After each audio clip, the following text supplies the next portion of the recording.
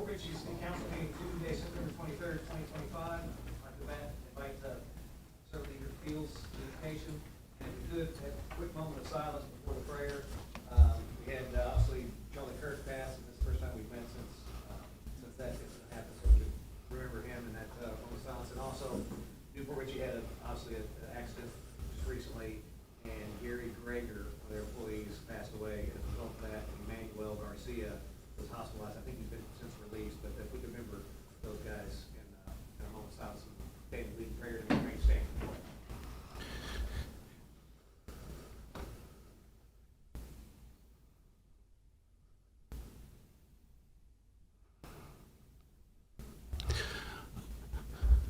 So, Father, we come to you in the precious name of Jesus. Lord, we just lift up Charlie Kirk and the other ones that had the accident and the death. We just pray for their family, for peace, and we could reach out and let them know that we're here and that we love them, and however we could serve them and help them. I just thank you for the city hall here, and we continue to ask for wisdom, and you've been giving it to us, and we're growing as a city. We're coming together as a people where we play and work and do business. I thank you for the city, for the vision that you give them. I'm grateful for all that you've done and doing and will do in our life and through our life as we then have the stuff that's on the agenda tonight, and for the consent agenda and the public hearing and the council business. So I thank you for the team that are here to work together, the police, the fire department. I thank you for the city manager, the vice manager, and the operation manager and all the council people. So we're here, and we just want to thank you in Jesus' name. Amen.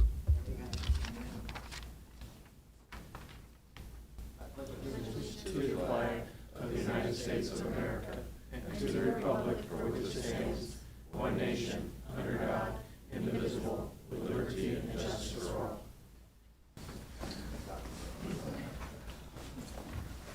Madam Clerk, have roll, please. Mayor John Eric Hoover, Here. Vice Mayor Chris Mayer, Here. Councilman Robert Hubbard, Here. Councilwoman Lisa Burke, Here. Councilwoman Christine Sullivan, here. City Attorney Nancy Meyer, here. City Manager Andrew Butterfield. Here. Thank you.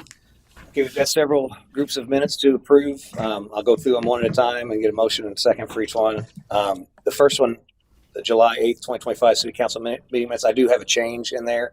If we can roll down to, as a typo, page 9 of the packet, you'll see about the middle of the page, it says Mayor Hoover asked that the motion include the refund of the $4,400 appeal fee. That should be $400. And the one right after it states that, but if we get that corrected. So if I get a motion to approve those minutes with the change. I'll make a motion to make the correction to $400. Okay, is there a second? Second. Okay, motion and second. Any further discussion? All in favor, signify by saying aye. Aye. Opposed? Motion carries. Next up, I need a motion for the July 22nd City Council Budget Workshop minutes. So moved. Okay, second. Motion and second. Any further discussion? All in favor, signify by saying aye. Aye. Opposed? Motion carries. Next up, I need a motion to approve the July 22nd, 2025 City Council meeting minutes. So moved. Second. Okay, motion and second. Any further discussion? All in favor, signify by saying aye. Aye. Opposed? Motion carries. Next up, I need a motion to approve the July 31st, 2025 City Council special meeting minutes. I'll make a motion to approve July 32nd minutes. Second. Okay, 31st, actually. 31st, I'm sorry, yes. Okay, motion second. Any further discussion? All in favor, signify by saying aye. Aye. Opposed? Motion carries. And finally, I need a motion to approve the September 4th, 2025 City Council budget hearing minutes. So moved. Second. Okay, motion and second. Any further discussion? All in favor, signify by saying aye. Aye. Opposed? Motion carries. Next up is comments from the general public. I do have a couple sign-ups. We'll start with Danny Fields. Welcome. My name is Danny Fields. My address is 8114 Leo Kid. Again, I just want to thank you for your service. I want to also thank you guys for the memorial for 9/11. That was a great turnout from the public and feedback. It went smooth and nice, and I know next year will be a bigger event, and so I get to be a part of sharing that as well. So it was great, and I want to thank the chief and the fire chief and the police for all that they did to be a part of that, to lead in that. So we want to give them honor, and I want to thank you for showing up. And we got to remember and not forget those who laid down their life and served. Also, we got Care Fest coming up at Waterfront Park from Somebody Cares. It's September the 27th. We're going to meet there at 8:30 coming this Saturday, and we'll be back there for lunch at 1 o'clock. I do have a list of projects there, and this is from Hudson and Port Richey and New Port Richey. So 10 of the projects are going to be done from Port Richey as well.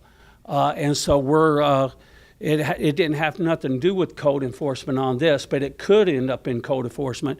So their grass is getting high in areas and bushes and stuff like that. So we got a team on that day. It's going to go out. They're going to clean inside the houses. They're going to cut grass. They're going to trim bushes and shrubberies and pick up any debris and make it look nice for the city. And then we branched outside the city. So there's 10 of them there. And I'll give you an example. Like right here, I don't want to post their address, but it's an 83-year-old woman that needs help with yard work and her gutters and cleaning and her bushes trimmed. So we get that from Senior Nutrition, which is Meals on Wheels, and they vet everything through us, and we go and evaluate it, and then we go do the projects. And then we do have somebody that does that every Thursday too, if weather permits.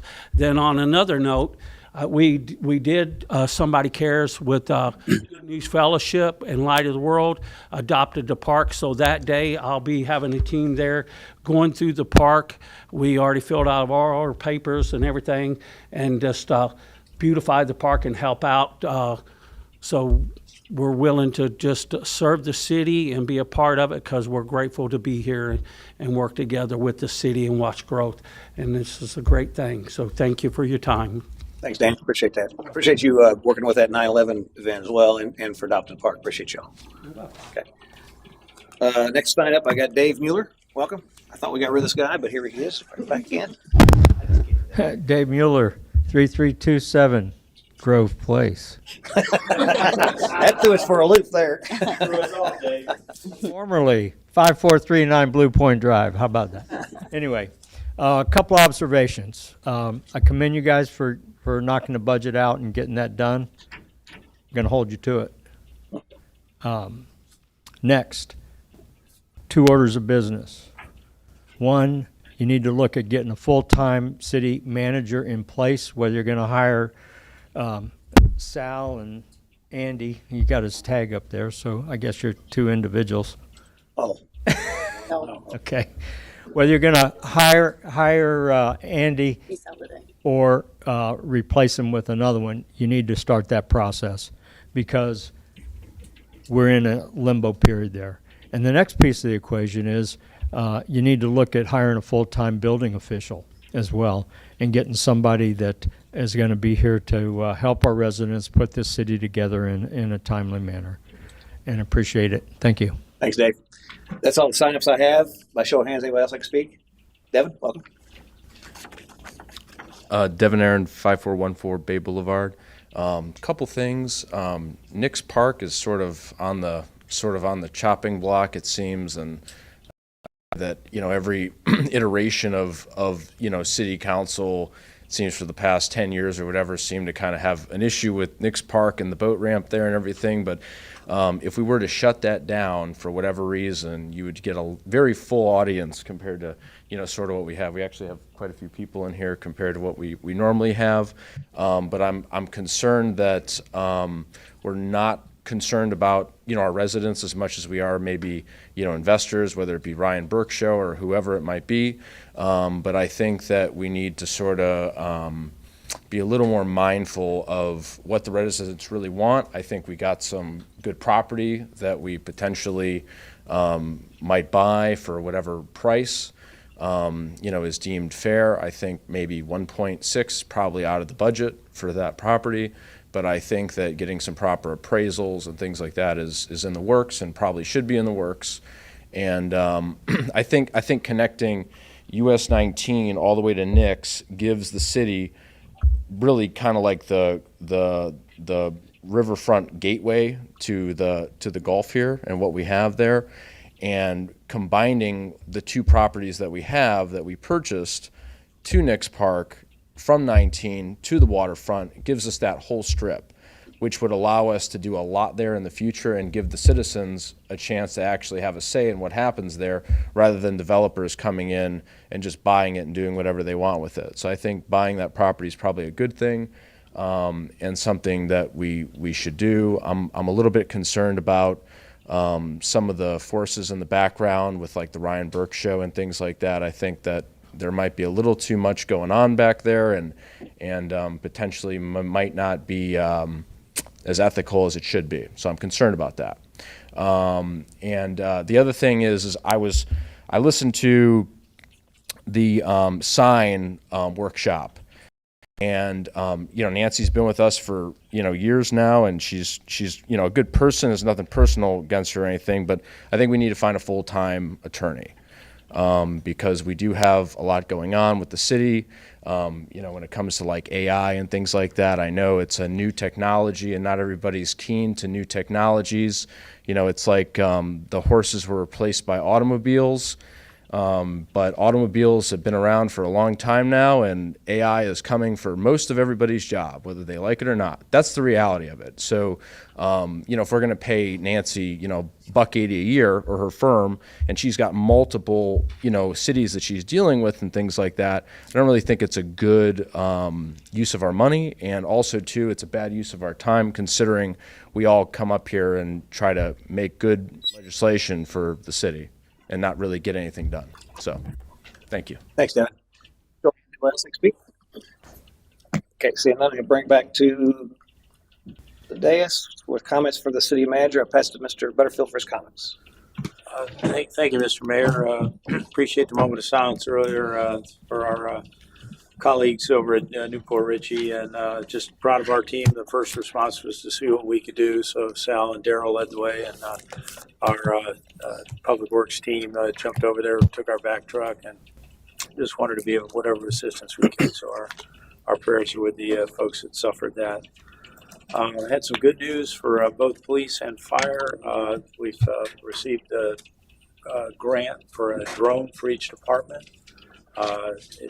We're also looking into getting some of the tail for that, the nests that they have, and we're working with the county closely for use, maximizing the use of the drones for safer law enforcement and safer firefighting. So more to follow on that. But that was the grant for drones? For drones. For Yeah. drones? I think it's going to start with one drone each, one bird each for each department. They train them and everything when they do that? Or There's the county's already got a robust program, and we're latched onto that, I think, for both departments, right, chiefs? We'll be bringing that MOU forward to the council probably sometime in October after we get the drones, and it does include the training, monthly training, and also assisting the county and getting their assistance on areas that we need to eventually start a first responder drone program. Is it a matching grant, or is it? No, it's an outright grant. We're looking for, already asking for the housing units they refer to as a nest. It's like a little hangar. And then the county wants, there's a whole science to it of dispersion. So to minimize any gaps in coverage around the county. So all the municipalities work with the county to, so we may end up housing some. They can go on rooftops of buildings, that sort of thing. So more to follow, but our first birds will arrive. We'll focus on training before we're certified to actually do a response with it. But there's all kinds of things. You can scout out an area so there's no, so you avoid ambushes, when people try to do bad things like that. Where are the grants coming from? Chiefs, help It me came out. from the state of Florida. Yeah, it was the state. Fantastic. I know we originally talked about putting one in the budget last Purchasing year. one for the building department and Do we have that in law the budget enforcement. this year to still do that, or is that? No. Okay, so took it out. So we don't need that now. So I've got a question. Thank you for the early reminder, actually. That way I don't step on my toe throughout the whole meeting. So I get it, in an ambush situation, you just mentioned building department. Give me an idea what we're talking about using these drones for.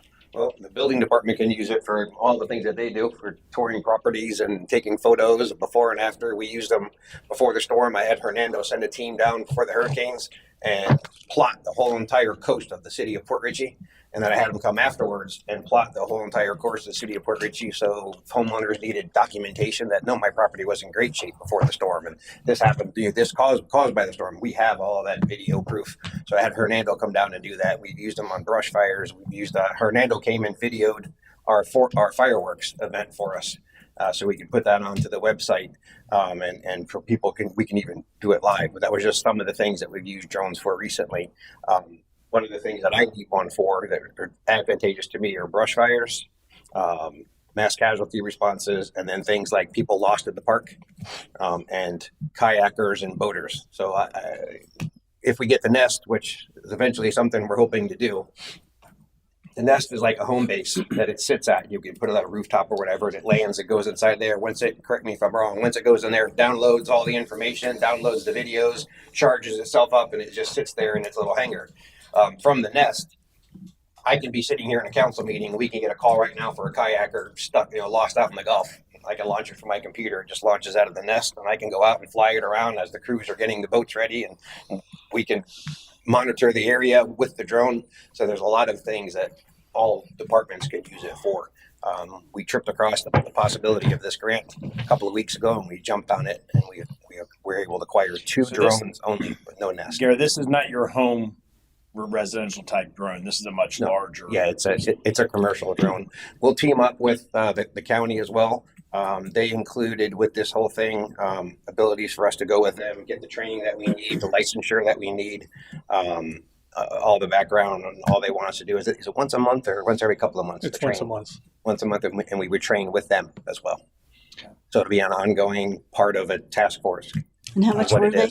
How much? They were 26,000 and change a piece, and we got 25,000 for each one for the grant. Yeah, because I remember we talked about before. It was like 40,000. 40,000. We were talking about $40,000. Yeah. Is that what we have set aside for it? 40,000? Well, the grant we had money appointed for it. they took it out. Yeah, that was So Yeah. when you purchase them individually, yeah, it probably was 40,000. But because we're going on with the county, and they buy these masses, and every municipality in the county is going to be going on to this program, so we'll be able to get a reduced rate for them. That's fantastic. Yeah, it's great. I was on the phone with my niece. Oh, I was on the phone with my niece last night, and she said in Massachusetts that the insurance companies are sending drones out to your house to do a circular flyby to say whether they want to insure you or not. Yeah. I thought that's pretty intrusive. Yep. They are doing that. Checking the roofs. So down in Manatee County, they're doing a pilot program where they actually, it's an and, not an instead of. So they get the 911 call, the ambulance rolls, and the drone takes off out of the Nest, flies over and brings Narcan, first aid kit, and something else I forgot. But they'll drop it at the driveway of the address they called. And so if there's somebody that made the call there, they can start something that might make the difference of minutes. So also in the public works arena, they can go down into lift station wells and that sort of thing, and save people having to go down in wells for certain, just periodic inspections and see if everything's fine. That way you've got people exposed to less danger, like we were talking about earlier. Right, and they can do their inspections like on roofs. You can do the inspections in between. Have you ever done any of this before? No, it's all new to you. I've seen it. Yeah, I've seen it. Yeah. As soon as we pull together some stuff, we'll get a presentation for council and for the public. Thanks for the information, guys. So that was a good news story. I appreciate the FY26 budget approval in my absence last week. The status of the FY25 budget, Adam in finance is working hard to close that out properly. There was some discussion about our audit. We're waiting on our auditor. We've been very proactively trying to get them to finish, but they're late. And so we've got a deadline with the state in November. And we'll probably be bringing forward a proposal to get a new auditing company to council. So we'll probably put out a request for proposals soon. But just we're doing all we can to extract the audit results from our auditing company. It's in New York State, which I think next time we'll restrict our search to. I think there's plenty of auditing firms here in Florida that might simplify it, easier to reach out and get them. They don't answer the phone. They'll email us back if we leave a voicemail or an email, but very frustrating. So you'll probably be seeing an RFP for a new firm soon. So, but we'll Andy, try I've to got get a question for you about audits. So I saw a video yesterday, and it was a Florida official touting that they were gonna audit each and every municipal town and city in Florida. Is that coming? Is that happening? Are you aware of that? I haven't been notified that the Doge efforts. It's part of that. I think it's through a Florida. It's an official in Florida. I don't even know his name. I sent you a link. I sent you an email about it last Okay. night, Oh, okay. so it should be in your inbox. All right. Thanks. I have filled out a questionnaire once or twice from the Florida Doge office, but it was just informational. So we welcome it. I think Adam, when he first got on board last year, found some errors that had been systemic and fixed them, sent it to the auditors, and they quite honestly, they've admitted they've just pushed us to the back burner when they get in their busy season, and that's not acceptable. So we're going to be looking for a new firm, but we've got to get the results out of them first. Yeah, I sent an email. I don't know if you chance to read it yet or not, but can we have Nancy review that contract with that auditor to see if there's the ability for us to Absolutely find a breach in it? So that's after not meeting deadlines. We need to make sure that we're not having to pay for that or whatever we can do. So they actually send us a letter every year. We don't have a contract with them. They send us a letter to, and we agree to let them operate for us. So we can leave them at any time, and that's why we're going to put RFP together about a bid for that. Well, I'm just concerned about paying them for something that they're supposed to have submitted timely that they haven't submitted timely. So I don't know if. Oh yeah, I'm not 100% that we have a contract, but I do have the letters they sent us that we agreed to let them do our services. I'll send them over to Nancy. Thanks. We knew we were trying to build a new fire station someday, but in the meantime, we got to keep this one working as good as possible. And right now, the roof is it's seen better days, to say the least. So we are looking for grants right now, but I'll keep you posted on that. We've got to get that roof fixed, even if we're only in that fire station another 4 or 5 years till the new one's online. We've got to fix it. So just FYI. Let's see. Mr. Moore's contract. We will probably have that at the next council meeting. I think you already voted for a small increase in salary, and we're working on a piggyback off of Palmetto for his contract, and so plan on having that for approval at the first October meeting. Just a reminder, my 6-month contract we're about 9 or 10 weeks from that expiring, so if doesn't have to be tonight, but if you guys wanted to keep that in mind and discuss options like some of the inquisitive public has already brought up. Let's see. We're inheriting, if you will, a lot from FDEM, and I asked Veronica to maybe explain this program that FDEM has. I'll hand it over to you on the property that we had in mind over on water side. Yeah, so the Florida Elevate program, as you know, the city had 64 applications, 64 residents applied for the Florida Elevate program.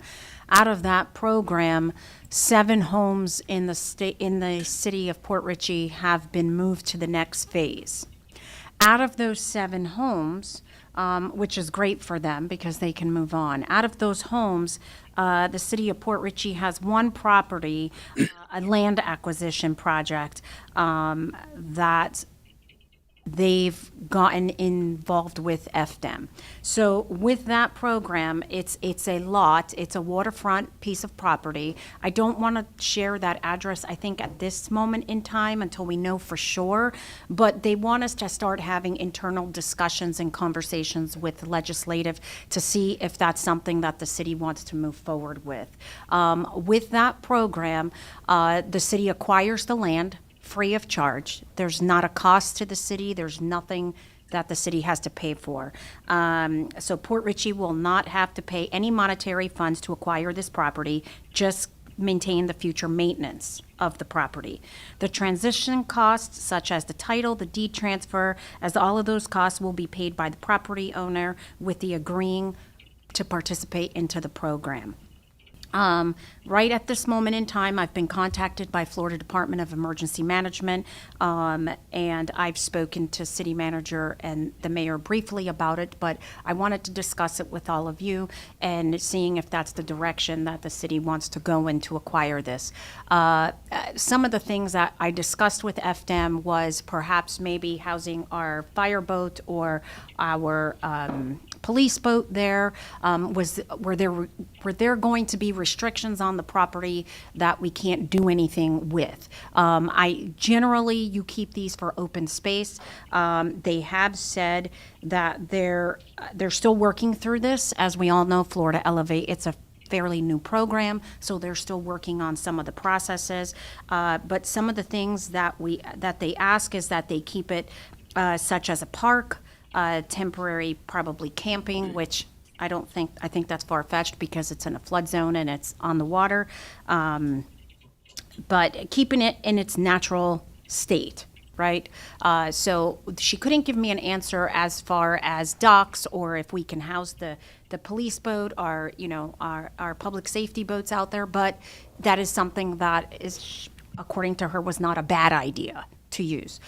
So we're still waiting for that, but at this moment in time, it's just discussion. It's just talk that the city of Port Richey has 7 properties that have moved into the next phase of Florida Elevate, which is great. We have 1 property that has received a hazard mitigation or an HMGP grant to elevate their home. So that program is working and moving forward.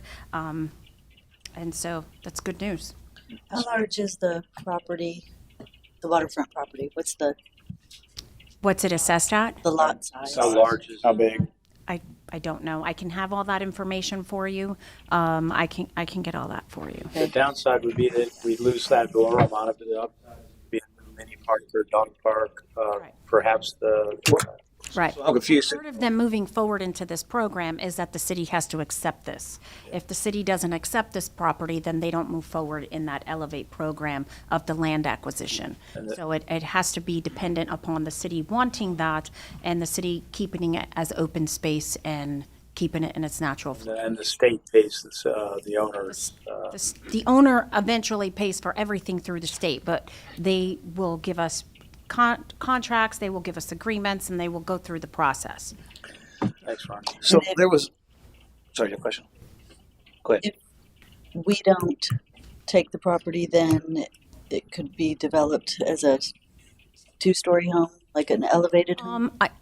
I would assume so. If they don't proceed, if they don't move forward with the Florida Elevate process, then I would assume that they would sell it or something would happen to it. So along the same lines, so there was a property across the street over there that obviously was acquired by Pasco. Mm-hmm. So I'm assuming that the city owns that piece of property. now we do, but it went to Pasco originally. Yes.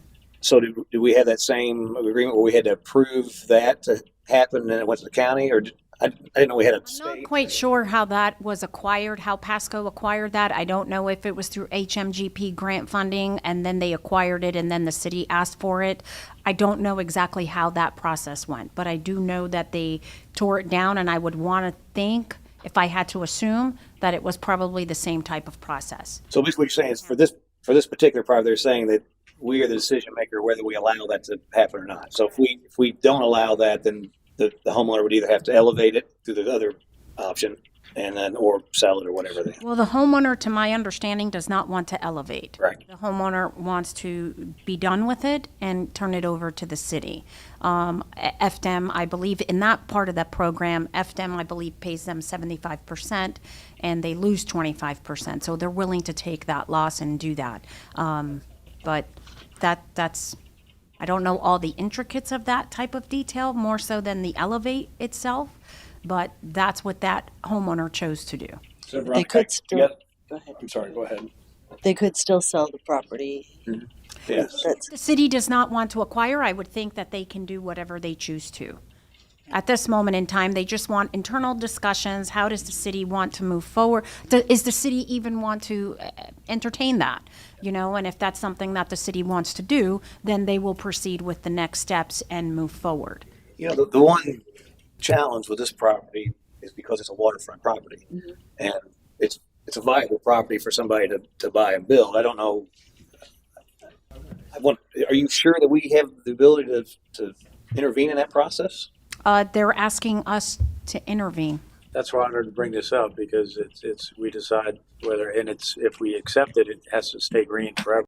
We can't sell it later. Yeah, so the program, the idea behind the program is to make let cities who want to do that take over, so there's not another house built there. Yeah.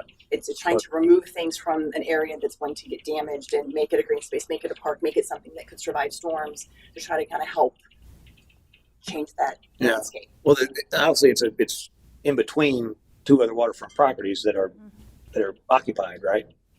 What do you mean in between? The property, it's Interior lot, yes. It's not like it's next to something that was already green space that you just expand. You're actually putting another green space in between two waterfront properties, Are which the other properties elevated? The two on either side? I'm not sure. I think maybe I one. believe one is on one side.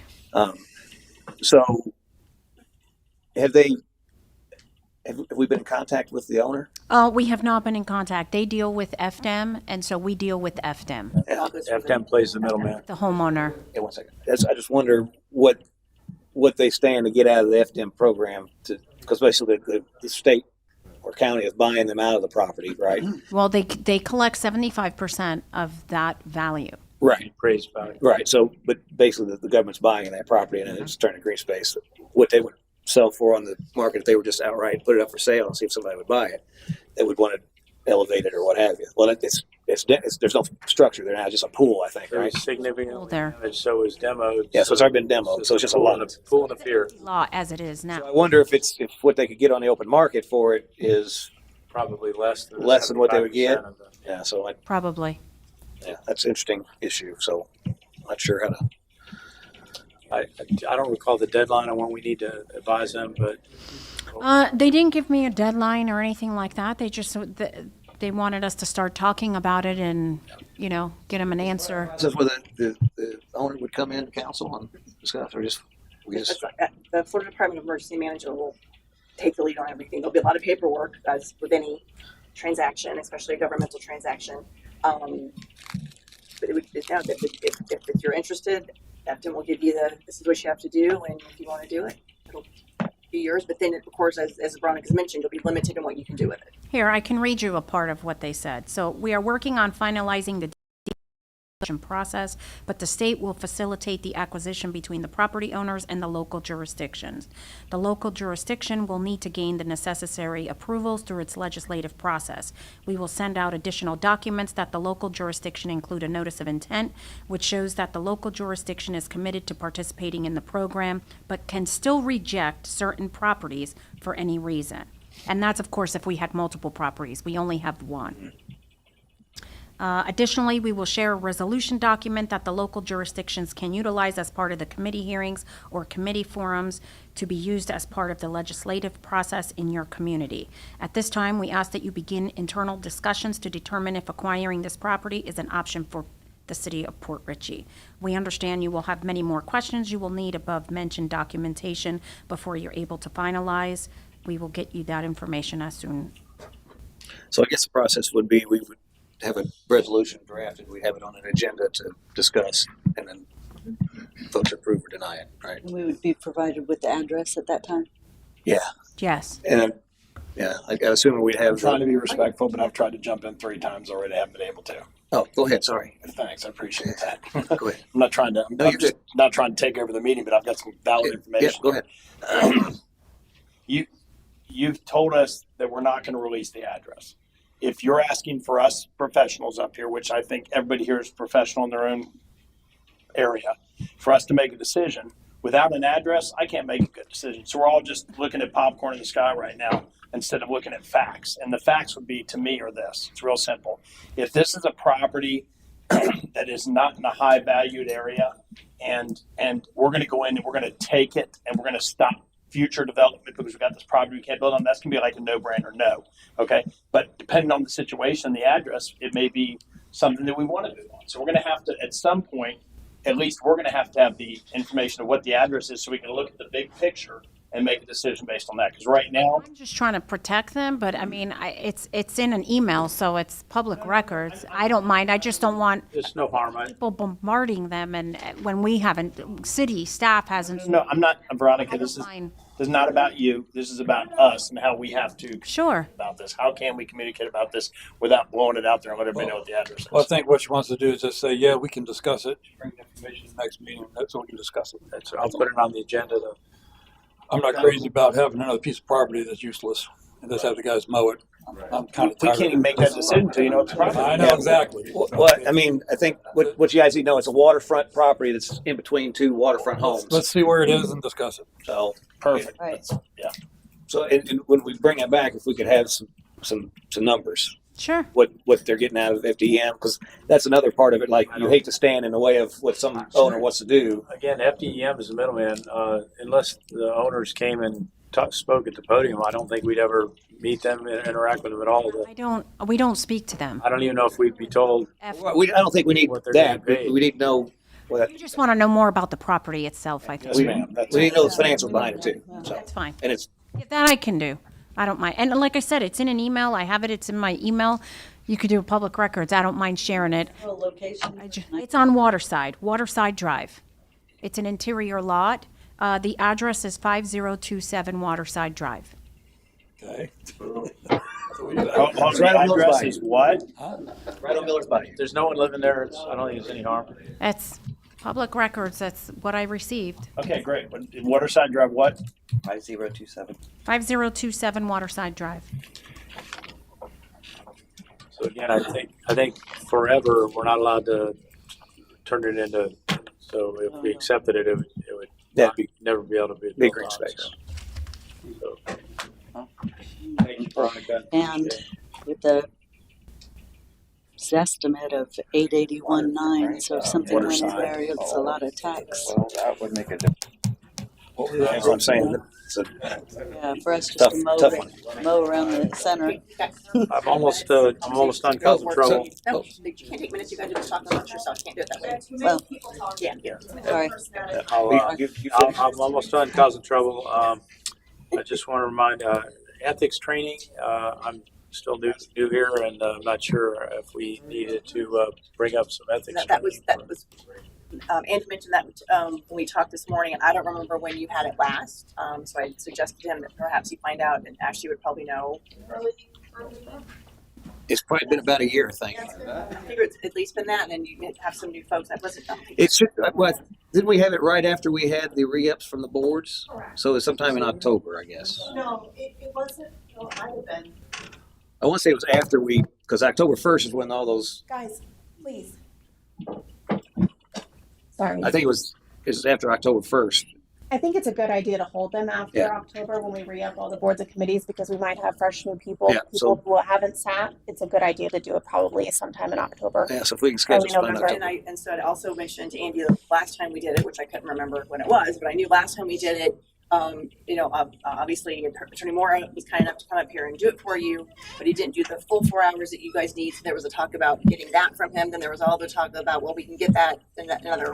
You can get that in other ways. So maybe you just rather have a little primer. Because most of you have heard all of it already, and not a lot changed. So it could be a primer. So the nice thing about going and having the full one is that council could get theirs taken care of because I attended that one, but that didn't count for me, so I had to go to another extra 4 hours. But that was. It was on Oh, it was actually before October. September 12th. Yeah, we should move it to October for sure. But yeah, I'd rather just before. yeah, I agree with that. What you guys thoughts? The bad part about that too is that it's not required to have the full one for the board committee members, so you're tying them up for 4 hours. But I think the information is good and Right. worth it. It's very worth it. And as you know, it applies to them too, and it's important stuff. And as we did last time, it can be recorded. People that can't make it that day can watch it as the resolution requires them to. Yeah. To make sure they're up to speed on anything that needs a refresher. Any objections to doing the full 4 hours? No. So I will get with Andy and Ashley and figure something out. Is Randy gonna? I'll ask him. His schedule is busier than it was last time, but I All will right. ask him if he can make it. Yeah. I do have a question though, because we did have discussion about clarifying the resolution regarding that. And you guys discussed not requiring them to have 4 hours. So if we're going to require them, might do we need change to have that. modifications to that Bring the resolution? back and If you we'll could modify that, we'll fix that. So we talked to all the. And if you would just kind of beg Randy. I will. I tell him tell him how good he is. He knows. You know. He can make 4 hours seem a lot less than 4 hours. Yes, I will do my best job at convincing him, And that's all from me now. Okay. Thanks, sir. and I won't take it personal. Okay. Well, you can do it too. No, I'm not nearly as funny as Randy. Those that know him know that. All right. Okay. Comments from the boards committees. Any comments from boards committees? I have from the event committee we met, and what not much to share. Obviously, we have the car show that's coming up on the October 18th. It's going to be a trunk or treat in the Walmart parking lot. So obviously, looking forward to that. At that, the plan is so, and just kind of segue into something else that you probably weren't about. So the Centennial rum that we've done, that's been bottled, it's been labeled, it's all ready. I'm working on the hang tags that will have the 1 of 100, 2 of 100, and whatnot on it. And so once that's done, the plan is that they would have a tent there at the car show to sell those. And along that, we need to make sure that we have our nonprofit stuff. Andy and I had talked about that. So we need to also select a nonprofit that they would cut the proceeds to, and again, also the goal would be to do something along the lines of substance abuse or alcohol abuse or something like that that we'd support with those proceeds. But that's coming. So that's, and we're going to obviously try to do 2 a year, one in the spring, one in the fall. What we talked about was having actual city events and city hosted events where we'd have, somebody would come and they want to have some kind of festival or whatever, and we'd be a part of that from hosting, but we wouldn't actually put forth any work towards it. There would be a fee schedule that we're working on putting together. I think any update on that. We had a couple come to the meeting as far as different cities, what they have, and we kind of went with the thought process. We'll use Newport Richie's kind of as a starting point and pick and choose. There's Dunedin had some good stuff in there and kind of build one of our own. Well, we're preparing that by borrowing from other cities who have good forums and fee schedules, that sort of thing. We'll at the next events committee, we'll be presenting that. I want to say it's on the 14th, but I think that's P&Z. I don't have the date off the top of my head. But it's like they have a fee schedule, and so if somebody puts on an event and they need police or fire protection, there would be a cost associated with that, barriers or whatever. We provide that service for a certain cost. But what we did decide is we were going to try to have our own city events that we would be kind of the promoters of. Now, we would potentially hire somebody to do the work or whatever to promote it and kind of do a lot of logistics, but they would actually be city events. And we settled on 1 a quarter kind of arrangement so we wouldn't get too inundated with events. And what we decided on was we'd have a seafood festival / fishing tournament time frame kind of together. So also we had a fishing tournament for the Centennial that was really well received, and so we'd like to kind of do that. We're obviously a fishing and boating community, so we want to kind of keep that there. We have the Scallop Festival that's already kind of done up in Hernando, and of course Jack's got his thing there at the what's the name of that Sunwest Park or whatever. So, but there used and this idea actually came from the 106 representative that sits with us. Steve Friedel. I guess there used to be a seafood festival. There's not one anymore, so he thought that might be a good one to have here in the city, and we'd couple that with the fishing tournament. So we kind of settled on that, and then we'd have the formal ball. We'd also have the 4th of July event that we always put on, and then we'd have some kind of Christmas event. There used to be a Christmas event a long time ago, so we're going to bring that back and kind of build on it. But it turns into a Christmas market / whatever, some Christmas show. So we're working on that. So that's kind of the 4 things that we kind of spread out across. Any thoughts on that? Sound like a good list? Or you had talked about a fall festival possibly too at one time. Yeah, and that would. So as we got the car show, again, we don't. we don't want to get, until we can get these off the ground, we can always add to them, right? So that's definitely something that we may look into as well. And not that we wouldn't have one, it's just the city wouldn't be putting it on. Somebody else could put it on for us. So it's a fine line between what we actually do as city, because we have staffing to deal with so much.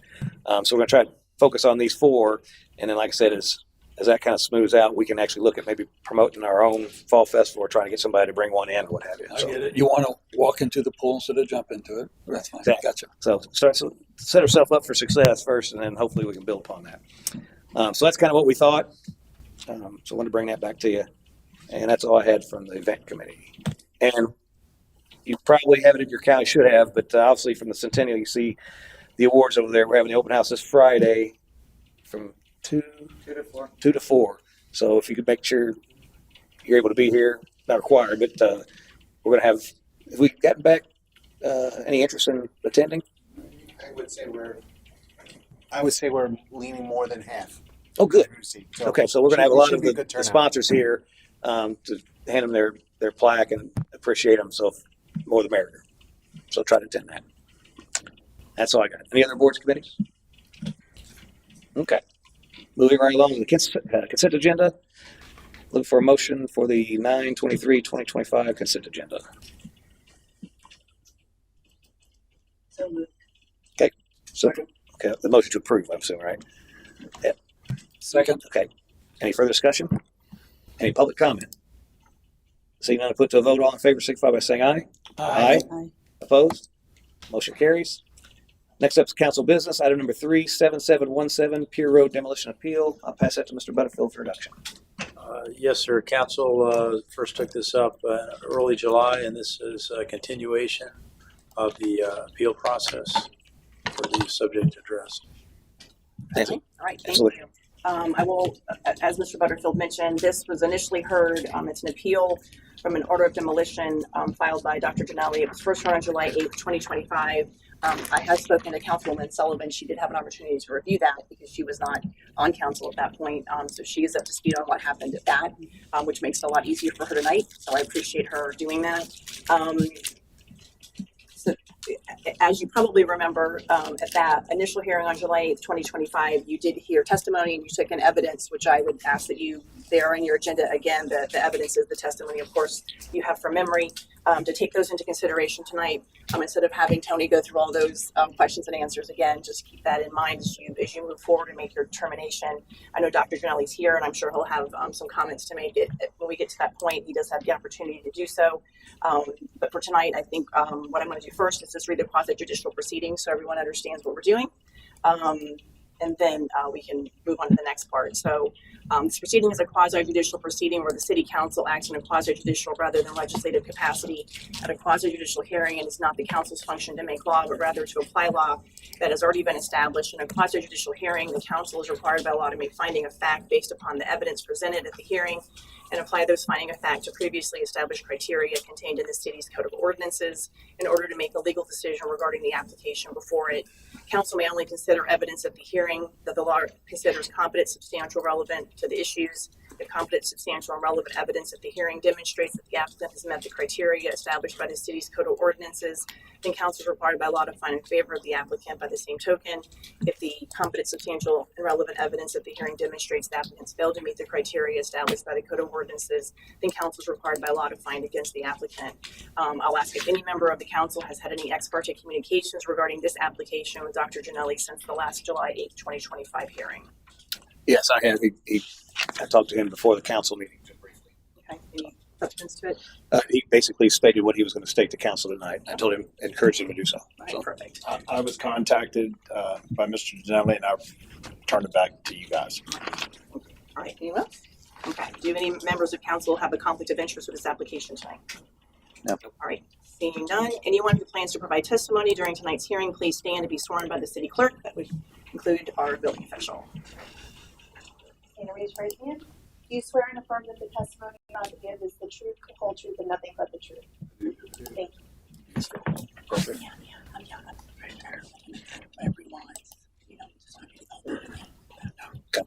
Okay, so we're going to have an order of operation here. So item number one, we're going to opportunity for staff to present. So I'll turn it over to staff for their presentation. Let me start from the beginning. You're going to start from whatever has happened since July 8th, 2025. And the council's agenda packet, you do have a timeline that was put together by the building department of all the emails, phone calls, and conversations I think that have happened since then. So you can refer those if you need to or add anything additional that you want to add. July 8th, we came in for the meeting in front of the council. We had gone through the requirements. I had gone through with Mr. Gianelli as far as what was going to be required. He was explained that he was going to have new plans because the plans that he had were from an existing permit that was 3 years old. That night, when we were in front of council, he had stated that it was going to be 2 weeks before he could have plans from an engineer, which is fine. August 7th, they submitted electronically for a permit. Application was not complete. The paperwork that was submitted was from the old permit that was 3 years old.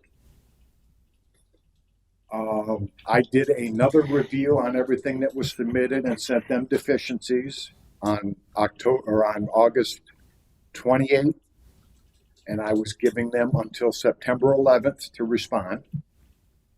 Nothing was responded other than a question of if the plans that they had submitted would work, which they would not.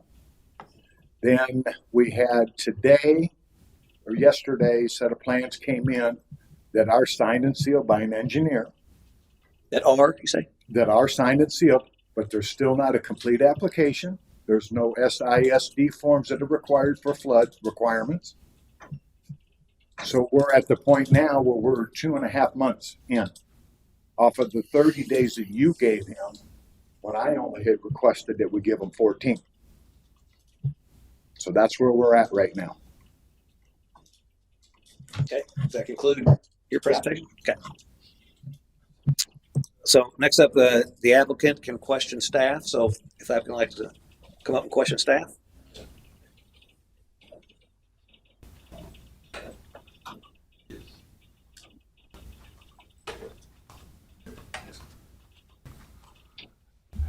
Just a quick comment on that property that you are thinking about taking.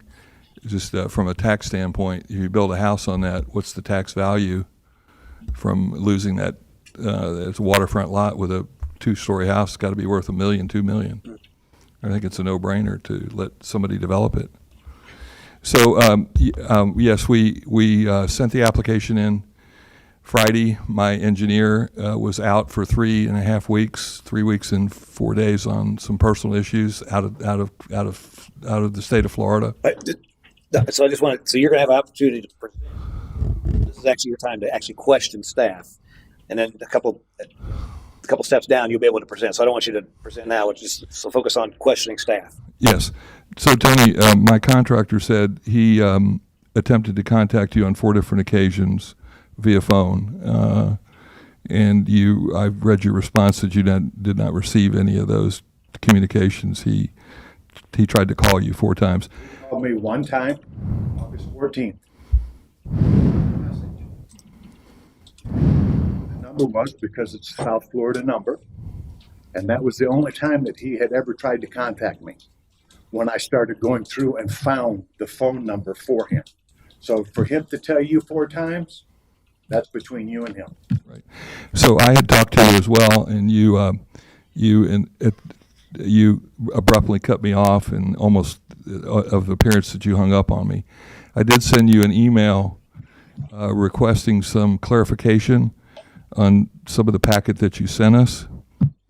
You gave us 2 weeks of which to complete the critiques that you sent. You did ask us to get a survey.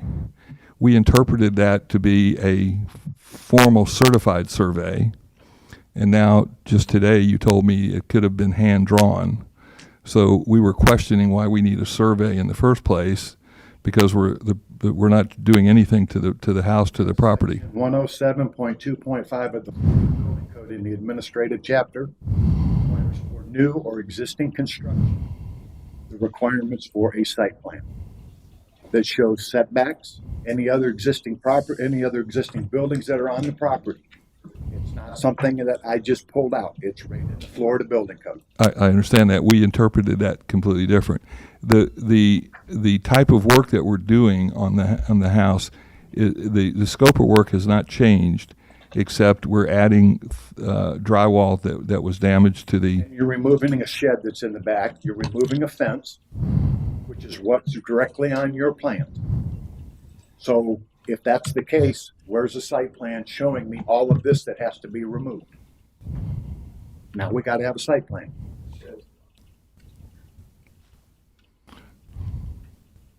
Okay, so we can submit a site plan. Okay. But my question is, why is it that you're complaining now for me sending you that you had 2 weeks to do this, but yet we're a month and a half to that point? Well, because the professionals that I hired had some issues. We have since hired Kevin Powell, who is the building inspector for the city of Newport Richey, and he is coming on as a consultant to help us out in all these areas. Okay. In fact, the city of Port Richey was very interested in hiring him at one point in time. He is Going to do any inspections under 553-791. You have to submit all of the proper paperwork while it's in application state. That's for state law. and that's what we're doing. Insurances, license, driver's license, and everything. He will absolutely do that. He was actually supposed to be here tonight, but he had some issues back in Jacksonville and he had to return. He was in Newport Richey today. So we've hired him as a consultant to come in and help us through this process so we can get through all the things that you are requiring us to do. We still haven't submitted a complete application yet. It's from August up. Tony, you can ask questions after he presents. This was his chance to ask questions of staff. So if he's done asking questions of staff, we can move on to the next. I get that. If you say that's the case, it's the case. So we brought him in to help us do a complete application. I don't think it's going to take a whole lot of time to do that. I can't tell you it's going to be a day, 2 or 3. It should be done fairly quickly. We do have an application. The plans have been signed, sealed by an engineer. We're Yeah, go ahead. Yeah. We're past Questions? we're past the issues that you had with the structure, and that should be all solved according to the questions that you had in the comments that you made for us. I've had nothing addressed yet. Well, you did make some comments about the lintel. You're having a conversation. That's not what this is about. This is your chance, This is your chance to ask questions of the testimony he provided. Right. When you're done, we'll move on and you will get a chance to present whatever information you want. But right now, the two of you are just having a conversation. That's not what this is for. This is a hearing about the demolition order. So we need to move forward. So if you're done asking questions about his testimony, you will, in a couple minutes, have a chance, probably a couple quick minutes, have a chance to present any information you want the council to hear. Directly. Good. Okay. Hey, do you have any questions to ask for him? Is this okay? Hey, good evening, everyone. Tate Lundquist. Say one second, Tate. I filed the application with the contractor. Is that accurate that Tate Lundquist has filed something to be? I gave it to Caitlin at City Hall, right here. Over there. I was here. The building officials indicating that they did not get anything. I still have yet to get an application. There's nothing completed anywhere. He can comment later as a. Well, I had a question for him. No, you're not a party. Okay. You can be a witness. You can be a witness and have comment later, but just a drone. Okay. If the council lets comment sometimes. Okay. So, and I apologize. I wasn't sure in that dialogue if there's questions being answered, because I'm assuming he can answer the questions that get asked, but it was somewhat of a conversation. Yeah. So as it was going, I'll make sure that you focus on your questions if you could. Next up is council can question staff. So is any questions from council for staff?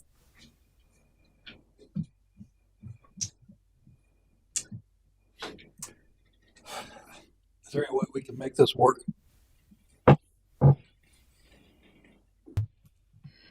If they submit the correct paperwork. 553-79 states that a completed application has to be submitted. If it's not submitted, then it's not an approved application. So then it's rejected. Okay. Right. And they've been told several times what has to be submitted. So this permit was from 9/19. When I looked at it this morning, it was okay, but looking at it now, it's been rejected. So that got rejected today, correct? Because it's not completed. But it was issued 9/19. Nothing's been issued. It's been applied for. Okay, on the 19th. Yeah, because when I looked at it this morning, it was there, but now it's rejected. So I have a question. Obviously, when council met before, we allowed 30 days to have things get rolling. It sounds and looks like things have rolled, not as fast as obviously we would like, but there is a back and forth with staff. We have applications. So I guess I'm unclear. Do we have an application? So what's this on that we have on the? Okay, first, you can't go outside the record, so you need to stop looking online. You have to look at only what's been provided to you. So Tony's provided information, and I'll let you repeat because I don't remember it all. That some things have been submitted and some things All have that not. was submitted in the one that Commissioner Burke is talking about was a set of plans. That's it. There's no application. There's no SISD form, which is required for flood damage repairs. And that's the extent of it. There's no subcontractors listed. Yes. That's all it says, plans. So I'm reading the evidence here. This was submitted by staff. The permit was created online and given the permit number 2533. Wouldn't that mean that there was an application filed for a permit? It was done electronically. Again, but there electronically is or paper, isn't that an application for a But permit? there is no application in it. It should have never been. It should have been rejected then. Why wasn't it? That I can't tell you. Okay.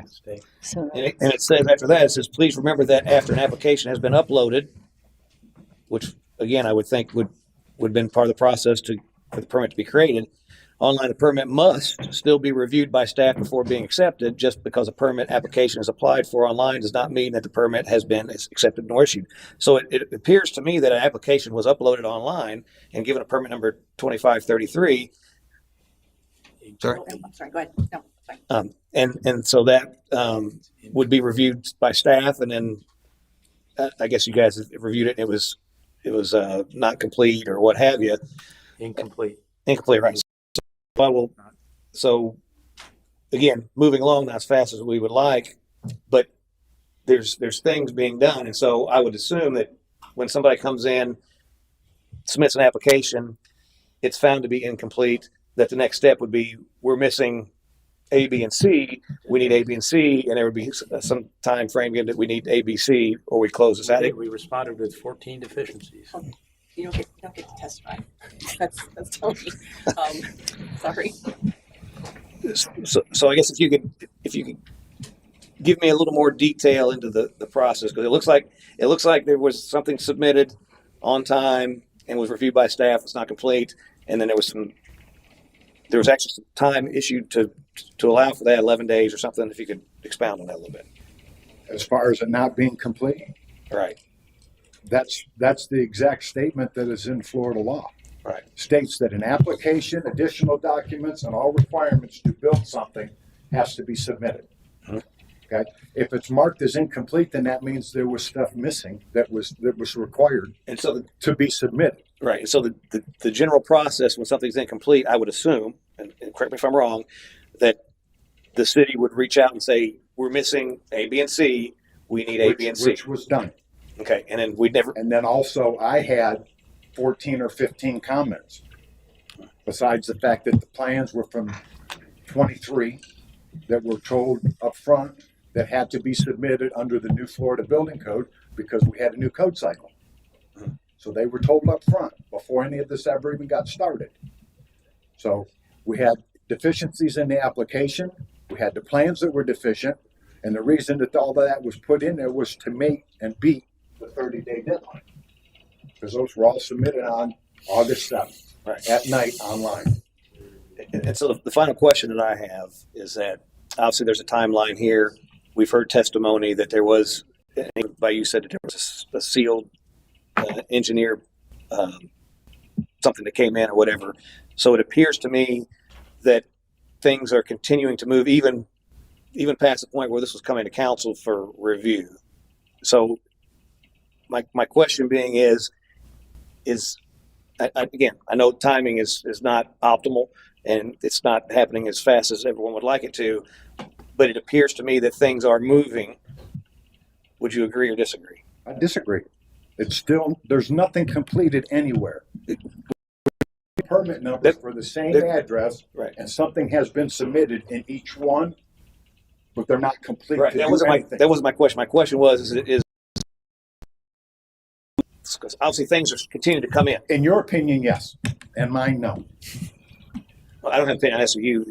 And I'm saying no. Okay. Thank you. Any other questions? You have hired somebody to help you with the process, right? No. This question's for staff. Yeah, we have to follow a certain process, so we'll get to that with Dr. Generali's questions. Any more questions for staff? Staff, another member of staff, I think, does want to add something, but she's not been sworn in, and they have closed their presentation, so it's up to you guys. I'll allow it. Okay. So if you want to swear in? To get sworn in, though. Yep. Right hand if you can. Do you swear or affirm that the testimony you're about to give is the truth, the whole truth, and nothing but the truth? Yes. To the microphone. And this is going back to staff presentation, I guess? Okay, so Mayor, you had asked a question that the building official had responded and said it should have never been accepted. Let me clear. So when you put an application in digitally, there's no approval or denial at that time. Anyone can go on the portal and submit a permit online. It's not until it's reviewed. So I keep hearing the building officials say a couple times now that it should have never been accepted. It's not a point of being accepted. We don't deny anything when someone uploads it. Once it's uploaded into the portal, staff has to review that paperwork. At that time, when it was submitted, building officials saw it 2 or 3 days later when he came back. He's only here Tuesdays and Thursdays. He saw it after the fact, okay? So it was sitting in the portal as a permit applied for. So yes, paperwork has been submitted and building official is correct. There are 3 open permits for this application, okay? It has been expressed exactly every time the permit has been processed or has been evaluated for the proper paperwork. And Mr. Ginelli has been afforded the opportunity to know what's the deficiencies, what's wrong, what's missing, to get his permit into compliance. Okay, so I just wanted to clear that. It's not that the building department accepted a permit that they shouldn't have. Anything that's submitted digitally through our portal is accepted until we review it. That's why you saw a permit this morning, and then in the afternoon after it was reviewed, it was rejected because there's things missing from it. Yeah. So if a permit is not complete, it shouldn't be going to the building official to review. Yes, and And at this point, we've got 3 permits with paperwork from everywhere, and we're trying to piecemeal things, and we shouldn't have to be piecemealing that. I just want to clarify that. yeah, no. The only thing that my question is based on the evidence is that there was an application, and when you go into the portal and you submit something online, does it mean it's complete? It clearly states that. Correct. But it is an application to start the process, and that is what obviously council had originally gave time for, was to get those things applied for. Now, obviously, there's a permit. Right, exactly. And so it appears that was done, and there's been some back and forth on things missing, not complete, and all that. And that's standard procedure when somebody applies for a permit. You're going to have some going back and forth. I would say it never was my intent that it had 30 days to be completed and done out the door and signed, sealed, delivered, and house built and whatever. It was that we need 30 days that something would be moving forward, and it appears to happen. That was my questioning. So, Lisa. And it's true that when things are submitted, then if things are missing, generally that contractor, whoever's name is on this, gets an email that says we still need. And that has been done. Right. That was done every time. And you probably have in your packets a timeline that I created from dates, from emails, when Mr. Ginelli responded, when Mr. Lundquist responded, if he was involved, if the contractor responded. You have a timeline of date by date of everything from July 8th all the way to present of what has occurred and what has happened. And the deficiency letters that the building official has sent. So anytime an application is incomplete, we have to send that to them to let them know what they're missing, right? Just to reiterate my question, going back to that, I see timing is not optimal, but as you guys have sent out deficiencies, things are trickling in based on the evidence. There's things that are trickling in from that, is what I'm hearing. Is that not true? We're 2 months into it. Forget. We don't have a full application, so we're not able to proceed. Again, my question is not a matter of timing. My question is, are things trickling in? Is the process moving? I understand the staff does not like the timing of it, but as you guys are submitting deficiencies to different people, are they responding back at some point with information? Yes or no? Yes and no. Okay. Not everything, but some things are coming in. They haven't submitted anything. That's not true. Okay. They have submitted. That's my question. Yeah. Any other questions? Thank you. I would recommend, since staff kind of got another chance to speak and someone else spoke, that Dr. Ginelli should have an opportunity to ask Sure. more questions if he has any questions on what. Did you have any questions for Veronica? Any additional questions? I have more questions for him. They have that. This is for Veronica. That's what the. Well, I mean, I think you can probably direct your questions to Veronica if you have the opportunity. Can it? If she And knows. she may need to get help from other staff member to answer. Veronica, do you need a permit to remove a shed? To remove the shed, yes. You need a permit to remove a shed in City of Port Richey. It's like a demolition. Okay. I actually have a solution. Okay. Not yet? There's questions. Okay. You'll get a chance for that Thank you. in a little bit. Have a great solution. We like those. Okay. Okay, moving on. Now, don't sit down. Now you can present. Just so you sat down. That was a quick. Yeah, we want to make sure we had a good separation there. So, Tony, if you will give me 2 or 3 times that you. This is not a question. Just present to us. It's presentation. I think that a solution to this would be that I will make my contractor, my engineer, my advisor that's come on board available to make an appointment with Tony, either Zoom or a call, and let them talk and let him tell them exactly what they need, and they can communicate directly with each other. I'm not a contractor, I'm not an engineer, I'm not a builder, and I think that within a day or two we can have a better direction and complete the application to his satisfaction. Okay. Does that include your presentation? I reserve the right to come back. But in answer to Mrs.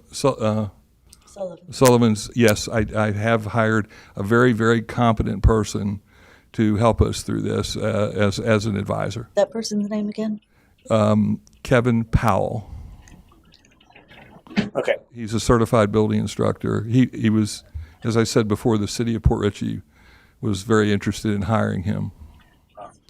But you wanted a full-time person, and he didn't want to be a full-time. So if I can hold you on a question. So staff gets the question, and council gets the question. So I'm going to turn it over to, so your presentation complete? Yes. Okay, hang tight.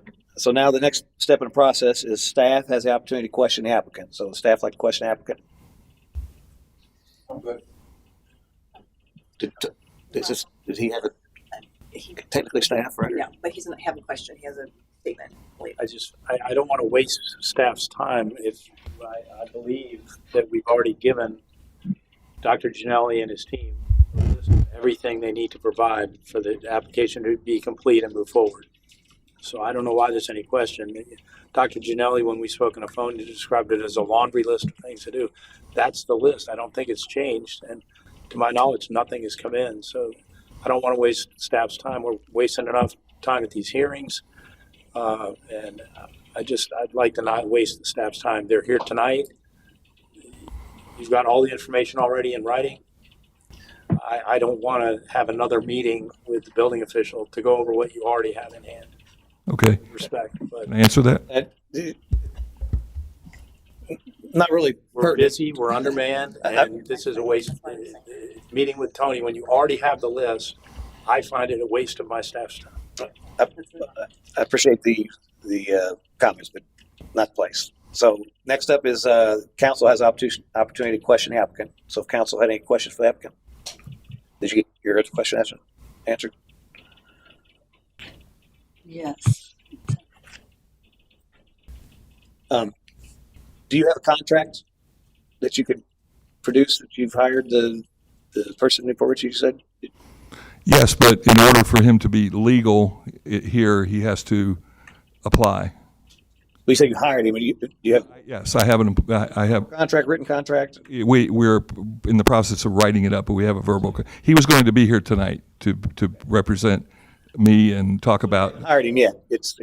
I've actually hired him. He has given advice. You haven't signed the document. I haven't signed the document yet, but he said he has to qualify according to City of Port Richey's requirements. Okay. Which he will do. Any other council questions? Okay. I'm open up to public comment. Is there any public comment? You can have a seat for now. Dave, do you have a comment? And Mayor, state your name and address for the record. I'm trying to figure out where you live. We got to remember. I know where I live.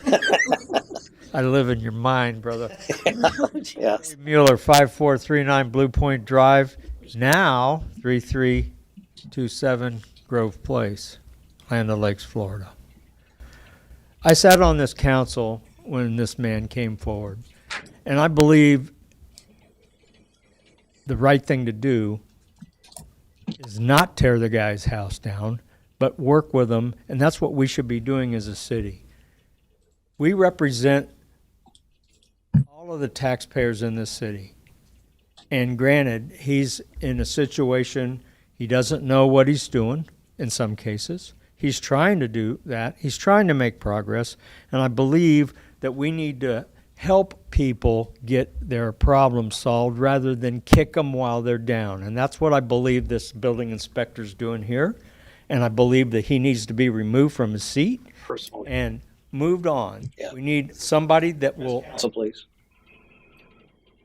We need somebody that will listen. You guys have the ability to make decisions up there. You need to make the right decision in the favor of moving this guy's house forward, helping him through the situation that he's in, and trying to solve the problem rather than create problems. Thank you. Thank you, Dave. Speak from public. And Tate, if you this opportunity, you can speak too. Public comment. Hey, good evening again. Tate Lundquist, 7730 James Clark.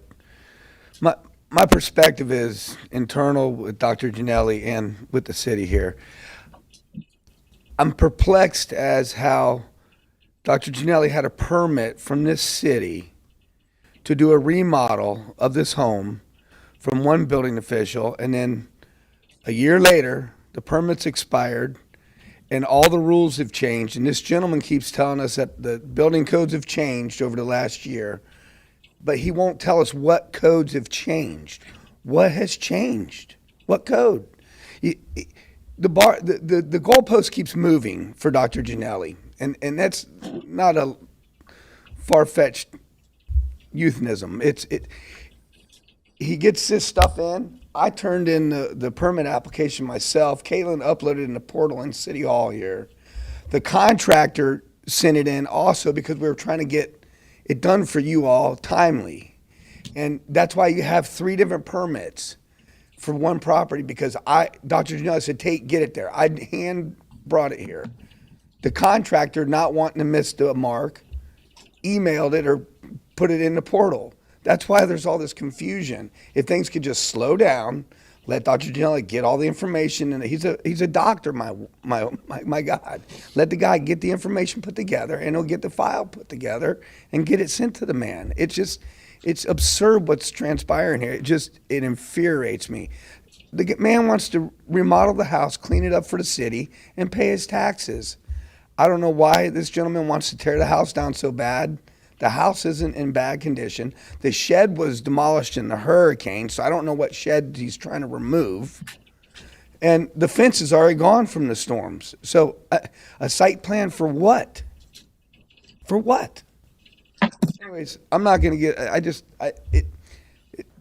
this is just, I have no more words. It's just disturbing. Thank you. Any other public comment?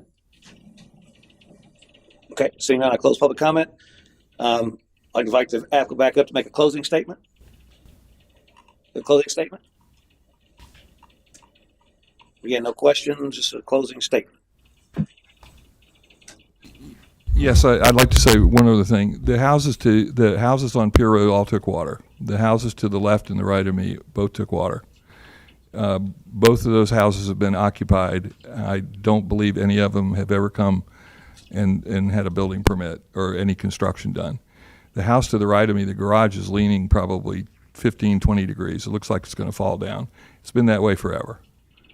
And I still see it there. We're a year out from the hurricane. We started this process when Mike Alexander was here. That was a problem. We had a permit. The scope of work hasn't changed.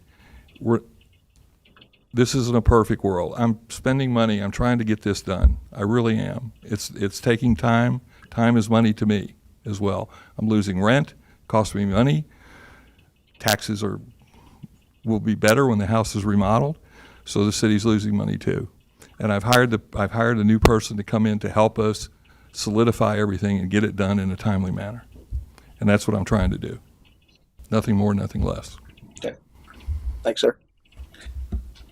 Next up is staff to make a closing statement. I'm happy to do it if you want me to. But I would like to respond. We're not responding. We're making a statement to council about the evidence they've heard from the last time we were here and tonight. Okay. You can probably draft your response into that. Yeah, but we don't want to have any. The original plans were drawn and the permit was in 2023. The plans were done to the Florida Building Code 7th edition, 2020 version. That's also the ASCE 716 version. We're in the 2023 Florida Building Code, 8th edition, with the ASCE 7-22. There's the code cycle that has to be met. He is stating that he's losing.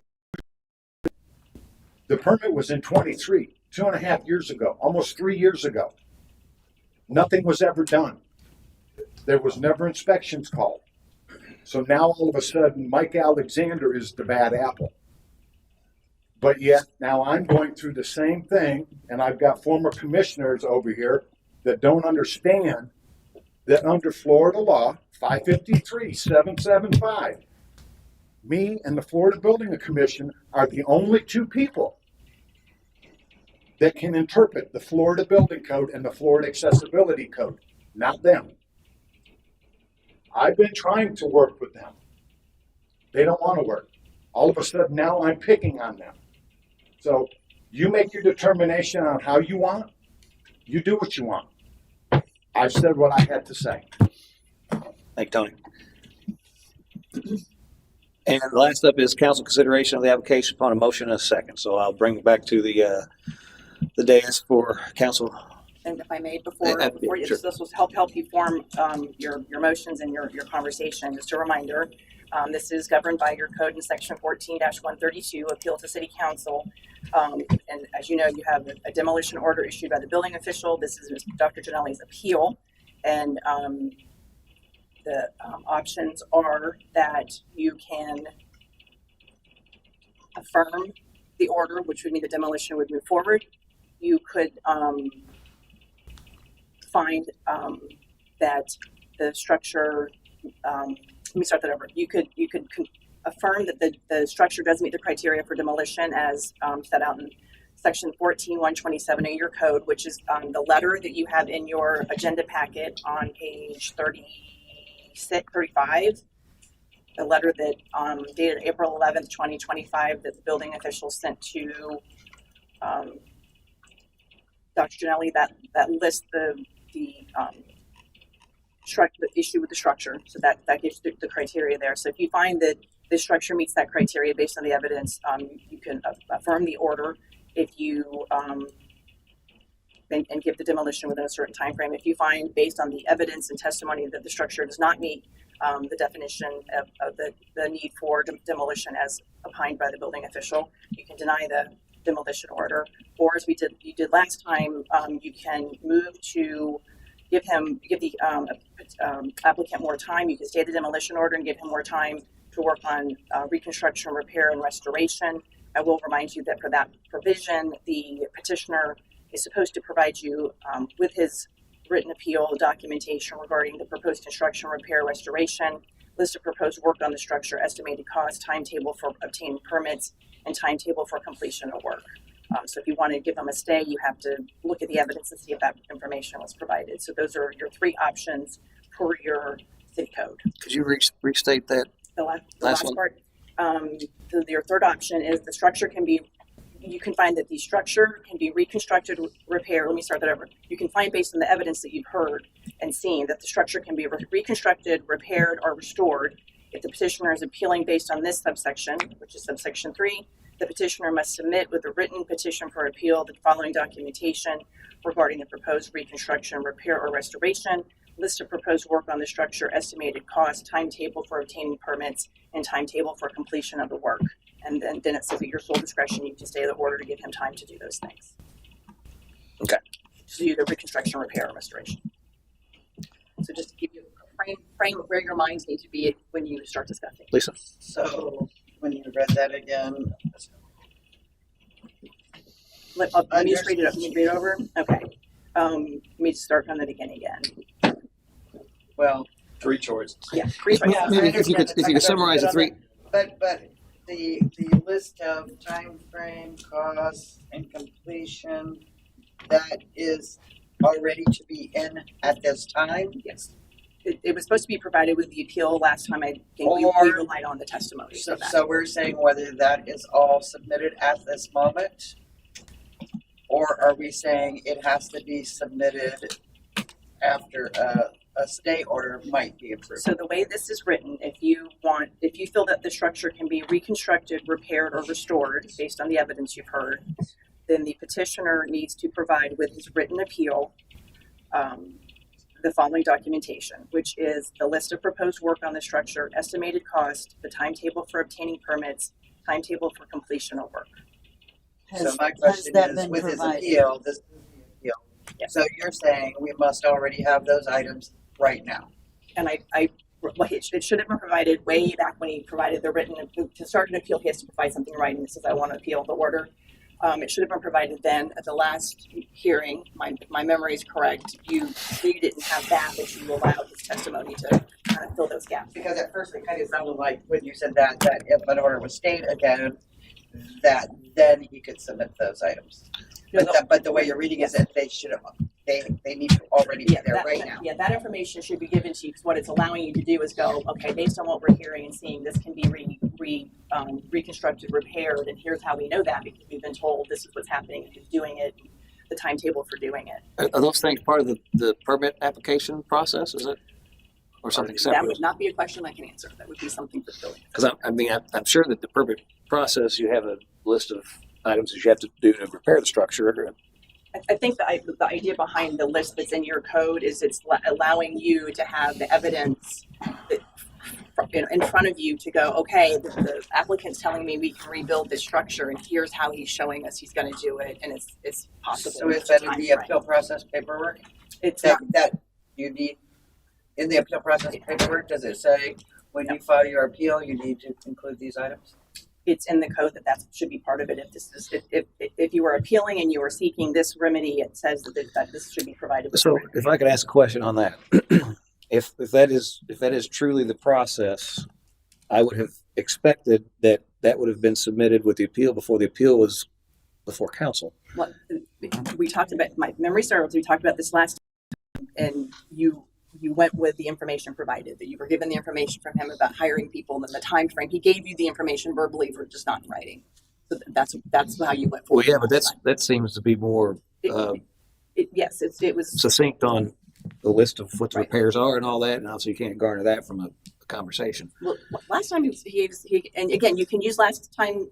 These are a continuation, so you can still, if you remember that testimony from back then, you can still use that information provided to you as evidence for your decision today. Like I said, if memory serves, based on the information provided by Mr. Lundquist last time and Dr. Gianelli, you guys were satisfied with that information to stay for the 30 days. Fresh in my mind. I just watched these again the other day. Can I make a motion? Absolutely. I would like to motion to stay the demolition of 7717 Pier Road for a period of 45 days. Okay. Is there a second? Missing Bob. Well, he's left the building. So is there a second? Well, let's go to the bathroom. I didn't know he left. He was here. Okay. Well, we can operate without him. We have a quorum. So is there a second? Okay. That motion dies. We can. I think we should We can. wait it on Bob. Well, I mean, I'll let her restate the motion once Bob's in place. Is that okay? Yeah. It died. She can try again. And I just want, if I can throw out there before the Bob, you missed a motion while you were making a motion, I think. Mother Nature made a motion. I had to second it. If So I could suggest with the motion, because I think part of the confusion with staff and me even and council and maybe even with Dr. Gianelli, with the last one, it was 30 days to do something. Let's be really clear on what needs to happen. You know, and some folks took that 30 days as 30 days. He needed to have shovels in the sand. That was not your intent. You just said that tonight. So I would ask that whatever the motion is, if it is something to stay, let's be real specific to what we expected to happen. What are the things that need to be done in a Well, Nancy, could I ask a couple clarifying questions? Because Just for clarification for these minutes, Councilwoman Sullivan made a motion to stay for 45 days. There was no second. Motion failed. So then if we make a motion, it's completely new. We're not backtracking. Okay. That's fair. Yes, you absolutely can ask questions. I'm trying to. Oh, I'm sorry. Hold on. Let me. I thought you meant of me. That's up to your guy in charge here. I have a couple questions. Sure. Ask the building official. I heard Veronica say that you need a permit to remove a shed, but you don't need a permit for a 400 square foot shed. Is that? Yes, you do. Yes, you do. So if you go out and buy a shed and put it on your property, it needs a permit? Yep. Yes. It's got to be anchored down and it's got to meet the wind load requirements. Okay. So then And the to reason take that out, you need And a the permit. reason for a demo permit is to take it off of the property appraiser's website. I got you. Because you're paying taxes on that building. That's what I'm trying to understand. Okay. So if the fence was blown over in the storm, you still need to pull it off the property appraiser's website. No. No. The plans state that they're removing a shed and the fence. Okay. That's on the plans. And hence the need for a survey? Is that what you're? No, the survey under 107.2.5 states that on an existing building or new construction, you are required to have a survey with all setbacks. And if you wanted to press the issue, you can also get it with elevations. Because each permit is required to have a site plan. Understood. Okay. That's all. One quiz, can it? Yeah, can we, if you guys are talking back, it's distracting, so please. I need a Sir. I don't appreciate Hey, that. yeah. I'm a gentleman. You're gonna have order, grab order, you're gonna be removed, okay? So, You had a question for what needed to be done. If you don't mind, I'll let the building official explain exactly what. Right. Go ahead and ask the question. What is the list of things that would need to be done if a stay were granted within 45 days They've or got to 30 have an days? application completed with all subcontractors. Got to have site plan. They've got to have all the deficiencies of the 15 or so that I had written up twice now addressed. Mhm. They already have the engineered plan, Okay. so that part will work. Okay. So it'd be those four things. Wasn't And there? then they also have to have an SISD, SIS. which is a flood requirement because they're stating it as flood repairs. that's that packet that everybody's been filling out. Yep. Okay. Does that help? That answers your question? Yeah, that Like, answers I don't my know. question. Can I make another motion? Yeah. Sure. Tony, Go ahead. you say something? Do you have something else to say? Okay. Yeah, you can state your motion. Well, I wanted to make a couple things. You can make the motion. Well, yeah, if you want. There's no hurry to take the motion. You can Well, talk. make the motion. I'll talk. Go ahead and make the motion. I'd rather hear from you first. Well, I've built a few houses and I'm administrator for air conditioning company for over a decade. I've dealt with a lot of inspectors and went through a lot of building departments. And I know it can be frustrating, but the building officials have a license and they have to be strict because if something happens later, the fire happens because something didn't meet code or someone gets injured to a storm, insurance company looks at it, they may look and see who signed off on something that wasn't done right. There is that chance that Tony has to take. With that being said, Mr. Gianelli has wanted to do the right thing through some circumstances of his own and some not. It seems like with help he had, it wasn't accomplished. However, I do agree with Andy. If you hired Mr. Powell, he knows exactly what he needs. You don't need to have a meeting with him. He knows exactly what you need to do. And what you do is don't bother him anymore until you get everything done. If you have any questions, Mr. Powell shouldn't have any questions. He should have it there. Just fill it out. Put all the information you can. Too much information is never a problem, I don't believe.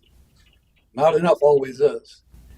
Get it done. Don't waste his time. If you got the right information, which Mr. Powell would know what to do, you're done. I don't want to tear your house down. But we don't need to be sitting up here going through this again and again. I know some people got flooded. They put their house together like nothing happened here. You know, it's kind of frustrating because some of us want to do exactly what we're supposed to do, and it's frustrating, and those people don't want to get frustrated. But Tony has a job to do. He has a reputation, he has a license, he has to protect. Everybody's different. Everybody's a human. So we have to have a little flexibility here, and I really want to give you a chance to do the right thing. I think Tony has given you a chance. I don't think he wants to give up on you, but you don't want to be bothered unless you have everything there. Neither does the staff. Have it all in. Because we don't want to go through this again, believe me. We don't want you to go through this again. Okay, so you want to make the motion? Yes, and before I do that, I'd like to say that the reason for the 45 days is because we have a building inspector that works 2 days a week currently, and this seems to be like there's a lot of moving parts to this. I don't know the complexity of those, if they're easy or not, but I'm going to go with 45 days because 30 days seems might be restrictive, and rather than have them come back again, just the extra 15 days, hopefully it wraps everything up and it's a done deal. 45 days to do what? 45 days to do these things. I'd like to make a motion to stay the demolition of 7717 Pier Road for a period of 45 days, conditioned on the application that the following items be submitted within that 45-day period. Application for permits, site plan, the 15 deficiencies addressed, and a SISD flood packet. And so if I could clarify the motion before I ask for a second. In that you said submitted, does that mean just submitted? So, and the reason I asked that, so on day 45, all that stuff is submitted and then something is missing. And approved. Submitted and approved And in 45 approved days. in 45 days. Okay. Quick question. Sure. Is that possible, Tony? Is 45 days enough time for them to pull all those things that they haven't got so far together? Is that a reality? Yeah, it's a reality, but how hard they work at it, I don't know. Can I make a statement before we go further on this? I'm struggling here. I'm struggling a lot. Here's why I'm struggling. Oh. Doc, All right. Give us thing. Can I get a second? Second. And again, just because it's a second doesn't mean we have to vote either way. It just allows the conversation. Okay, Councilman. I'm struggling because, you know, I have, contrary to what some other people are saying, I've learned to respect Tony and his position here and his knowledge greatly. You know, and what we're being asked to do right now, Dr. Gianelli, And I'm not taking a shot at you because I'm thankful you're a taxpayer in the city and your taxes are paid on time and everything else. But you're asking us to divide the relationship between the council and our building official. That's done. What's that? That's done. That's right. It's What was that? Oh. So it's a very difficult place for us to be. You've got a couple people right now who are making motions for you. You know, should this pass right now, I'd suggest you make some hay and get this done because it's causing the great division here between the staff and the people that work for us here, and they would do a great job here in the city. So that's just my 2 cents on that. I agree with Chris to a point. I think I understand it's hard. It's hard to get work done. It's hard sometimes just to get the people to show up or work for you or the materials are back.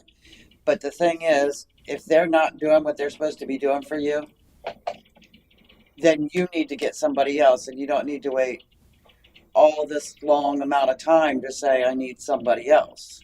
So I'm the same way. Nobody wants to tear down your property, but you can't, you know, it sounds like maybe you've gotten the right person now. But if you haven't gotten the right person, then we turn right around and we do this again. And there's not one person in here who wants to do this again. Because really, most of us don't want to do it tonight. And you have a little sense of urgency. Yep. Any other comments? I'll make just a couple. So obviously I've been dealing with this the longest, and I can tell you I'm very frustrated with the whole process. I cannot for the life of me reconcile why this is taking as long as it is. And I hear the testimony, I see the back and forth, I see stuff trickling in.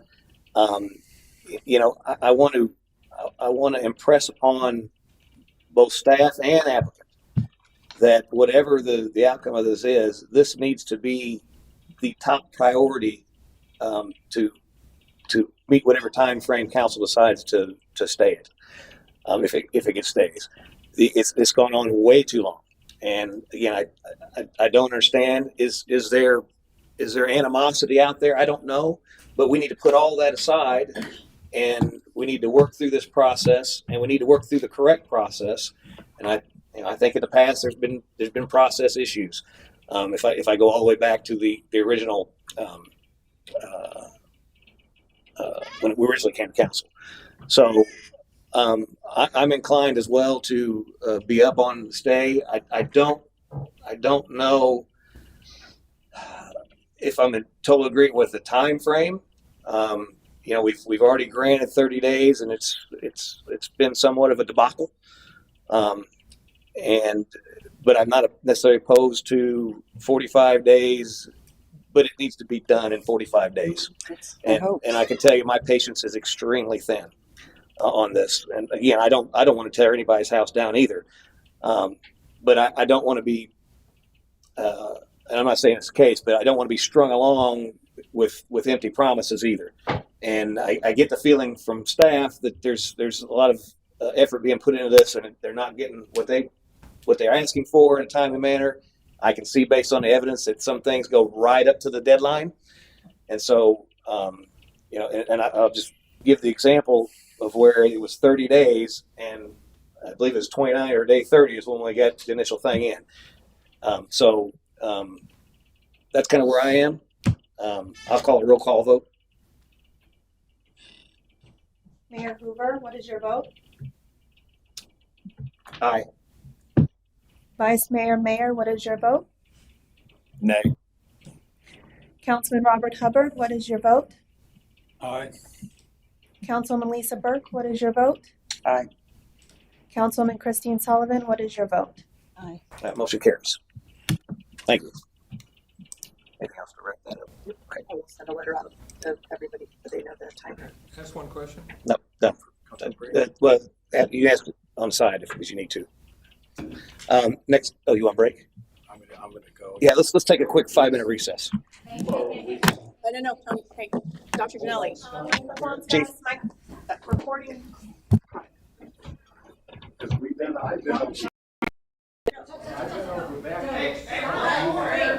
We'll have order, or you can escort it out. Come on. Come on, everyone take a break. Dr. Miller, let's see if I can answer your call.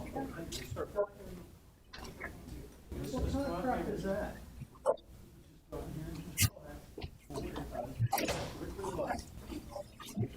Holy Moses.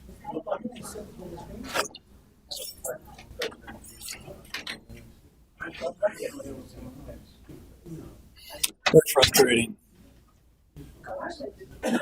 Oh, boy. Oh, boy. I get both sides of it, but I mean, Jesus Christ, just grow up. Right. I dealt with that guy. I dealt with that guy. It's super ridiculous. He's like losing his patience for one who started already. He lost his patience for me. This guy needs to. So you said it. Appreciate it. You didn't like that, did you? Oh.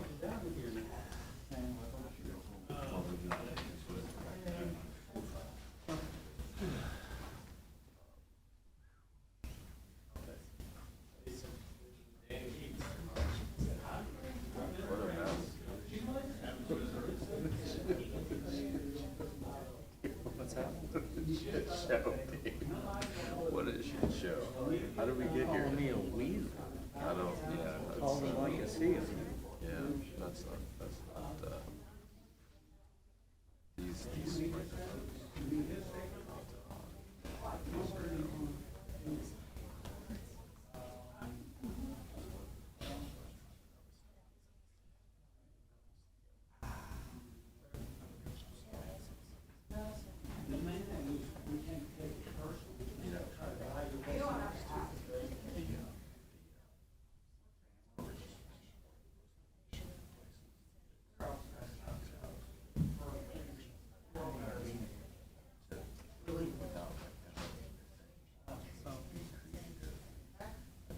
These guys were.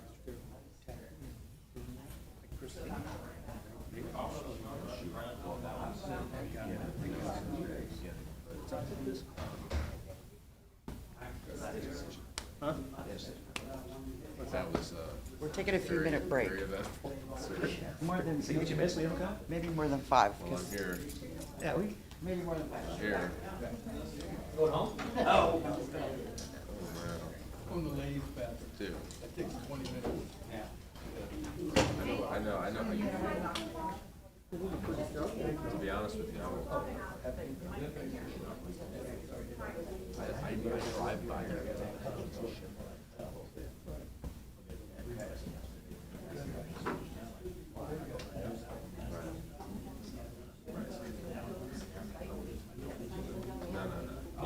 You did. Oh, yeah. Well, you came to a good one, brother. Yeah, all right. You don't usually have this thing.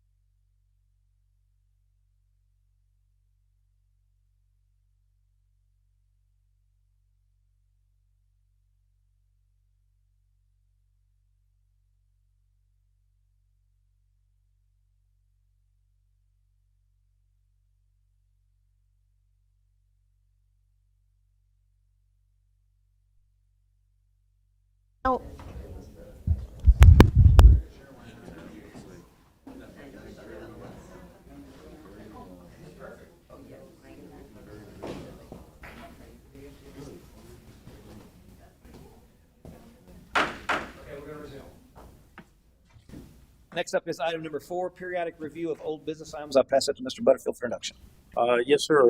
We discussed, Councilman Hubbard brought up in a recent meeting that we needed to address old business, and so we put it on the agenda tonight. Thinking that's a great idea to review from the bottom up, everything old business. We took his advice. We're trying to make sure nothing CRA related snuck onto the council old business and move that to the CRA agenda. But look forward to going through tonight, and maybe there's some things that aren't priorities anymore, or maybe there's some things that need to move up the priority list. So staff is all ears. So did you say that the items have been divvied up between council and CRA? No, I don't think we've. So this is done that yet. Same list as before, right? It kind of his suggestion prompted us to do an overall review. Yeah. So I guess the part of the exercise tonight would be to find out which ones need to go to CRA. Yeah, not only find which ones we want to move over to CRA because they're more CRA related items, but also determine by this council that we have presently the items on old business, if you want us, by consensus, to continue moving forward on them. That way we can put all efforts into these, into completing these projects and getting them done. Some of these projects have been moving along, but some of them have been stagnant due to just direction by council. We've changed members and things like that. So we want to get a more positive direction on this. And instead of just old business being that last item of just a small review, we decided to put it on an agenda item so we can sit and discuss each one, prioritize if necessary, switch it over to CRA, and just go through that. So in that way, city manager and staff has a more direct view from council on what you guys want us to do. Okay. So we'll step through them one by one. So the first one is sunshades, trees at Waterfront Park. CRA project. Yeah. I don't know what we're going to do or what we're going to put. Yeah, I would think that we move that over to CRA and we actually look at funding that those things. They aren't that expensive.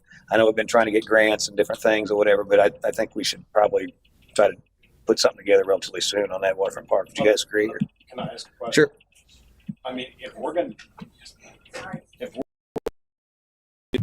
an overhaul of that whole thing, do we really want to drop money right now in little pieces versus a big picture? I don't think so. Well, and I'm not suggesting that we necessarily not put that in a larger scope project, but just the fact that piece of it we obviously want to do. And I'm not suggesting that we do it right out the gate and then we come, we should have did it this way in a remodel, but we should definitely move it as an old business item to CRA because I think it's something that in the overall scheme of redoing any park, we probably need to incorporate that in. I just don't want to build a porch when we got to build a house. No, You know what I mean? 100%. And this isn't saying that we're going to do that, but it just keeps it on thing. It's a piece of whatever we decide to do. We need to take this. I move it from old to yes. Yeah. Okay. Can I make a motion to move it from here to? Is there any objections to moving that CRA and keep it on there? No. Okay. Then that's good enough. Next up is US 19 Grand Boulevard intersection improvements. I believe this also could be a CRA project, and that's probably where it needs to be just because of the funding. Really? Mm-hmm. Is there something funny?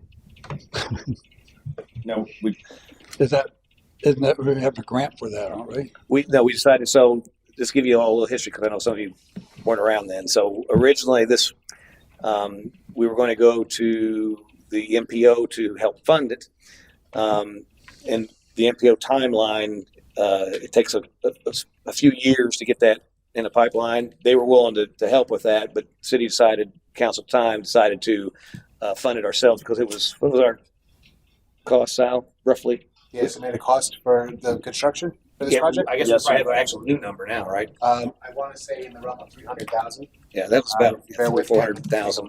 I can take a look on what our engineer sent us. So, but I do remember the MBO was going to take longer. I remember that. Yeah, it was going to be a few years just to get it in the process. And we decided it was relatively small. We'll fund it ourselves. And I know we also talked about putting that as one of the projects to go to for appropriation. But again, it's relatively small. It's something that we should be able to handle.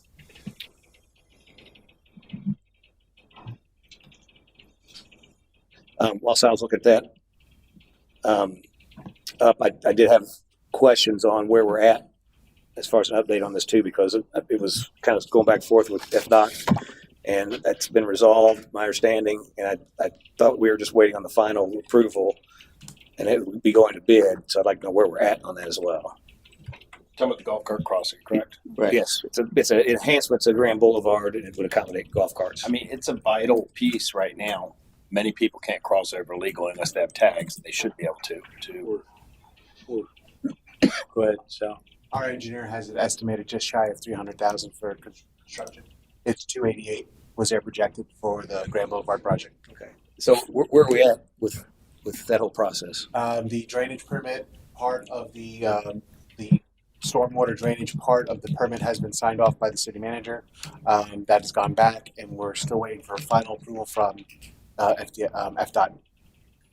But our engineer checks with them daily on that, because all comments from the engineer side have been accomplished. All comments from FDOT have been satisfied. So now we're just waiting for that final permit approval, so then we can go put out the bid. We expect it this fall sometime. Very soon. But I'm at the mercy of FDOT. So we're still waiting on FDOT to do something. FDOT's just to issue the permit. So they made their comments. Both sides have made their comments and suggestions for the project. Those have been satisfied by all parties. We're just waiting for the permit to be issued. Okay. We have everything in as far as the application for the permit, and how long has that been? It's been months. I don't have an estimated time. So it's been months since we submitted the permit? Yes. Well, we submitted, but since the engineer has been Well, back and forth with FDOT on the permit process has been, I want to say submitted, I'd say maybe at least 3 to 4 months, but I have to find out for sure. Okay. And when was the date that we had everything resolved? That FDOT was in agreement? How long has it been since then? I'd have to check my emails for that. The engineer just emailed me and the city manager. I just forwarded to him that we're still waiting on the permit itself, but everything is completed. Okay. If you could get me that date, I will send a message to the secretary tomorrow to follow up. I don't know what the holdup is, but I'll make sure that he gets on it. Okay. And I'm not sure what the giggles are for, but I'm gonna, and I think it's pertinent information to kind of go through our CRA plan of what's in our plan. And the reason that I've stated that, so under the page 48 of CRA plan, capital projects and conceptual master plan, the very first item is intersection improvements, and the very first item is Grand Boulevard US 19. Second is Washington Street US 19. Third is River Golf Road in US 19. Next is streetscape projects, US 19 maintenance and landscaping. Again, Grand Boulevard, pedestrian improvements and landscaping. Washington Street, pedestrian improvements and landscaping. Next up is redevelopment efforts, waterfront district, mobility, sharrows and curbless, parking access, boat access, entertainment, age-inclusive infrastructure, street furniture, boat slips, connection to waterfront park, retail and commercial. Next up is open space improvements and enhancements, dredging projects, waterfront park, connection with waterfront district, encourage age-inclusive events and activities, particularly for elders, teens, and young adults. Parks, acquisition of vacant blighted land for age-inclusive public use, improvements and amenity enhancements. Next is wayfinding and signage, gateway south entrance from Newport Richie north of US 19. Parks, historical, cultural Indian mounds, neighborhoods, public boat slips, wayfinding, and then community programs, housing assistance and rehabilitation, grants, low interest loans and or deferred payment options, homeowner rehabilitation assistance, emergency repair programs and accessibility improvements, small business grants, facade improvements for existing small businesses, small business incentives, incentive for business owners to relocate within CRA boundaries, particularly waterfront district, and developer incentives, attract developers for redevelopment project for small storefronts, streetscape improvements, and entertainment in a waterfront district. That is a layout of our CRA plan. This is what we have to spend money on for these things. Anything outside of that, we would need to make sure we get incorporated in a plan, or would be outside of the guidelines for statute. So, obviously, Grand Boulevard and intersection improvement is well within our scope of CRA. I think we should move it there, and that's where the money is to be able to fund that project. The CRA, our CRA resilience coordinator, also concurs that it's a project that can be in the CRA. So is there any But that project will just have to be brought before the board once we get once it goes out to bid and we have proposals we'll have to approve on. So that still will have to go before the board for final approval. Thank you. Any objections to that, CRA? No. Okay. Next up is Nick's Park ramp fees allowance. This is obviously was with you, Nancy. I think the last that we had, which may have been closed out, is that the challenge is in order to charge at Nick's Park, if you're going to charge something different for residents than the outside the city, is has to be some kind of formula put together on, because city residents pay taxes, they would pay X, and whether that's free or not is to be determined by, I guess what the cost is to maintain it and all that. And you can charge, you can't just arbitrarily charge outside city and not charge city residents. That was the analysis. But you can charge differently. And so I think it's really back at the city at this point of how we figure I it want out. to say, and it was before Andy's time, and I don't know if it was John or maybe before that time when John was here, but at some point there was a conversation about how to manage it, how to, like, even before what do we charge, how would we basically do it. So I think that's where the conversation kind of stalled. But yeah, so obviously there's some kind of infrastructure to be able to charge, whether it's a box where you put an envelope in it on your honor system, or you have some kind of electronic thing, or even maybe some public-private partnership that we would get they would run it for us, and then we would get some money. I don't think from we that. should charge at all for parking or for the boat ramp. I think we should charge for parking, and citizens shouldn't have. Well, how it divvies up, whether it's a low much of parking We have or an included. there's an app now for paid parking. Park Mobile. Yeah, and then Park whoever Mobile, yeah. enforces it goes around with like a scanner gun and can run the plates, and it'll say whether it's paid or not. That you would just have to delineate who was a resident and who was not. And I guess maybe the license plate would You could do that with stickers, possibly couldn't you? do that anyway. Yeah, and you could have annual Stickers. passes or whatever. Right. I think the methodology of how you collect that is secondary to what you're going to charge and how you're going to figure out who you're charging. This is not talking about parking. This is talking about boat fees. So it's my thoughts. We got much bigger fish in this thing to deal with. It's my thought we don't deal with this right now. I think we just pull that off and move on to a different thing, because if we're going to be spending some money down there at Nick's Park, and we're going to be talking about getting some parking money and stuff like that, I think going after the people dropping their boat in the waters. Yeah, no, I don't think we should necessarily take it off. It should be on CRA though. No, definitely not CRA. Yes. Well, I guess depending on if you use CRA monies to do that, you might have to incorporate that with that the fees would come back into CRA, depending on how it's funded. If you understand what I'm saying. So you want to leave it there? I think we can leave it just where it's at for now, generally, and we figure out what we do with it later. Because again, it depends on. Can we add a priority column to this and prioritize our tasks? 1 through 3. 1 through 3.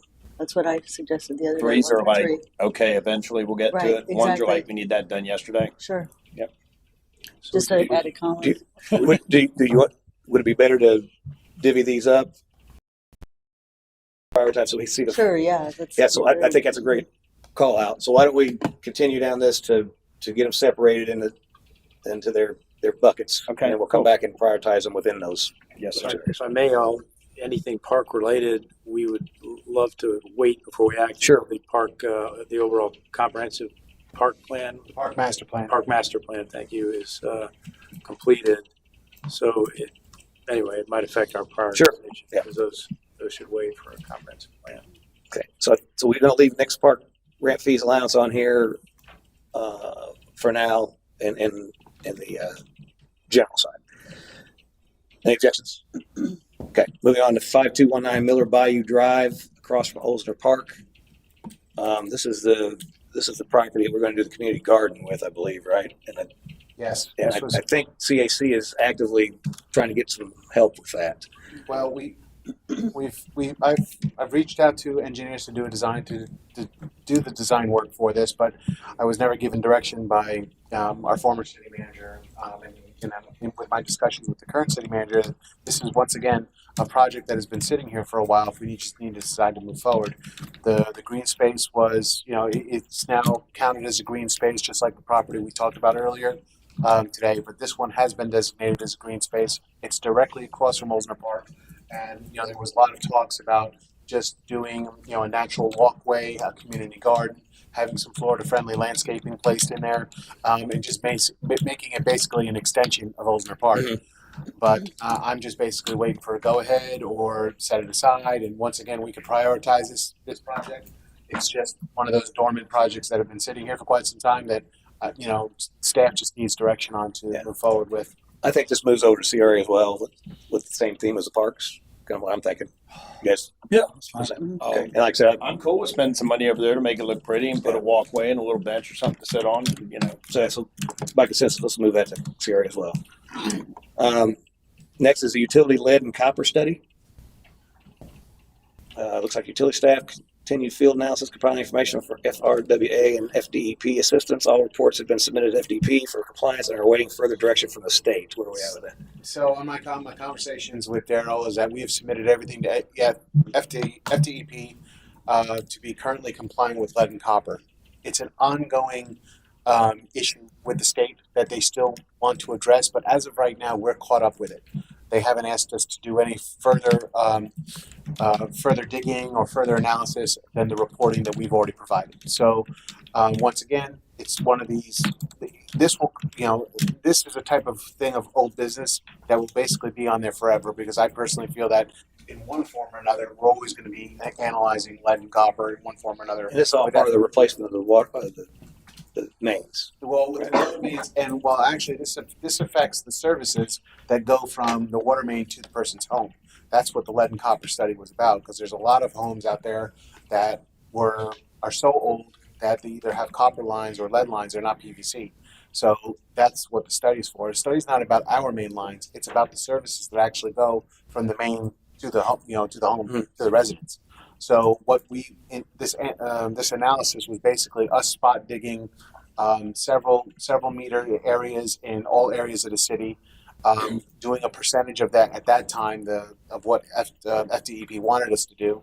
We've submitted that, and we're basically waiting on what further work they want us to do, or if they're going to ask these homes to start, that they'll have to have these services changed out. But it's a very, we haven't received any word from them in quite some time. So I don't know if the majority of the cities are having an issue complying, but as far as us, we've complied to what we need to so far. Okay. We had talked about the comprehensive plan, master plan for the water pipe replacement, putting that together, and I'm assuming that we're moving forward. Daryl's supposed to have that together That's up for us. to the meter. From the meter to the house is a whole nother deal. Right. Not This is just from to the meter. the house. Yeah, meter to the house is Right. Which That's is not our deal. This utility lead and copper study is to the meter as well, right? Yeah, it's meter to the house. Oh, it's meter to the house. I'm sorry. Meter to the house. So if we've done what we're supposed to do with meter to the house, we've done the study, we're up to speed on it. We don't need to look at this thing. Yeah, sounds like we can just take this off. And just take it off. I believe it'll take it off. If there's something that, that needs to come to the city manager or bring to council, I'm sure that we can go ahead and do that. But as of right now, we are compliant with this. And, like I said, until FDEP, gives municipalities further direction on what they want to do, I think that this can come off that list in general. Yeah, I think once they come back with something that we can look at too. Yeah, and we can put it back on at that time and just say, if we have to spend money and to do a further study or they're requiring us to do something, I don't, like I said, but at this time we're not. We've satisfied all requirements. Okay. Any objections to move that off? No. Okay. Stricken. Next up, Brasher Park demolition and remodel. I'm thinking that should be moved over to CRA. CRA as I mean, well. only because it is an ongoing project. I mean, we've done demolition. Demolition is fully complete and done, and now we need to start with the park master plan, redesigning that park. So I think that we could probably change the demolition and just move this over to CRA as just the Brasher Park, and just basically remodel. Do we have a current survey on that park? On Boundary Brasher Park? survey or Yeah. do we have? Will we need a survey to design this park? I'm sure eventually, we're probably going to need a full survey, which I'll have to look It at might be part of the scope of work that the, I mean, I'm sure it's going to probably be the scope of work as far as the design process that they'll go ahead and do a survey if we don't have one at that time. So, that'll be part of the scope of work anyway. Yeah. And if we had one, it probably was outside the 2-year mark that they need it's- anyway. Yeah, So, if we have anything, it's very old. It's, you know. so yeah. So, any objections to moving that to CRA? Nope. Okay. Next up is Limestone Drive Fishing Pier. Obviously, this is completed pretty much, other than that one part. You put the pole out there to market, right? We were holding off to hear back from the state to make sure. Chief, Oh, okay. We were holding off on putting that in, and Veronica was going to contact the state because it's actually in state waters. Mhm. We want to make sure that we have their approval to put a pole out there, because if somebody hits the pole, or if the pole blows out, or this or that. So I see. yeah, once I realized it was in state waters, that changed the game a little bit. We haven't been doing anything to work out getting that removed anyhow, huh? I'm sorry, can you say We again? haven't been working on getting that removed at any. As far as I know, they told me they removed some rock from that particular location. So Did somebody reach out to Yeager and ask if he could help rectify that? I haven't. I don't know. Has anybody reached out to Gator? Who's Gator? Yeager. Oh, Yeager. Brad? Brad, yeah. No. I thought you Haven't been able to get a hold of Brad on that. But I mean, he'd understand. He's a boat guy. Right. where are you from anyway? Huh? Not Florida. Exactly. Illinois. Gator's down here. Yeah, Gator. Yeager. All right. So no. more or less, this can come off. I did Yeah, not call him. other than that one thing. So, Hey, well, we just had I called we him. He didn't call me back. We just had an ADA ramp installed. I don't know if the concrete has been poured. The building official went out there today to inspect before they pour, because there was a transition between the roadway and the new seawall platform that was put in. That there need to be a ramp to go there. If people are going to still fish off what's there now at Limestone Pier, we had to have some sort of ADA ramp to, if anyone with a wheelchair wants to go up there and continue to fish. So that is about to be finished. I'm in discussions with the contractor because we have sent them payment for the bid amount, but they're saying that they have a change order invoice, and that's going to have to go before the board to look at that. So I told them that if they have a change order or anything outside the bid amount, that's going to have to be presented to, which I believe this is a CRA project, so it's going to have to go before the CRA board to get This is approval. for demolition. Yeah, it's been part of the demolition. Were you aware of a change order? They mentioned that to me, but I told them, I can't approve anything without it going before the So board. they're charging us more money and they didn't complete the job. And I know we went out and looked and we know it's still there. So, yeah, I know. That may be coming, but I've informed them that I can't approve anything without the council or CRA board giving go ahead to move forward. So can staff, and maybe Bob will help staff, because I don't know exactly what we're talking about. I know there's obstruction out there that we want to mark or whatever, but I don't have a problem sending a message to Brad to see if he can help if I get the details from staff. Then what I can, just to make him aware of exactly what we're looking to do, and I can see if he can help. what we'll do is that if I can coordinate with fire to get the specific coordinates of the location that we're talking about, and then give you that information to get to Brad. Yeah.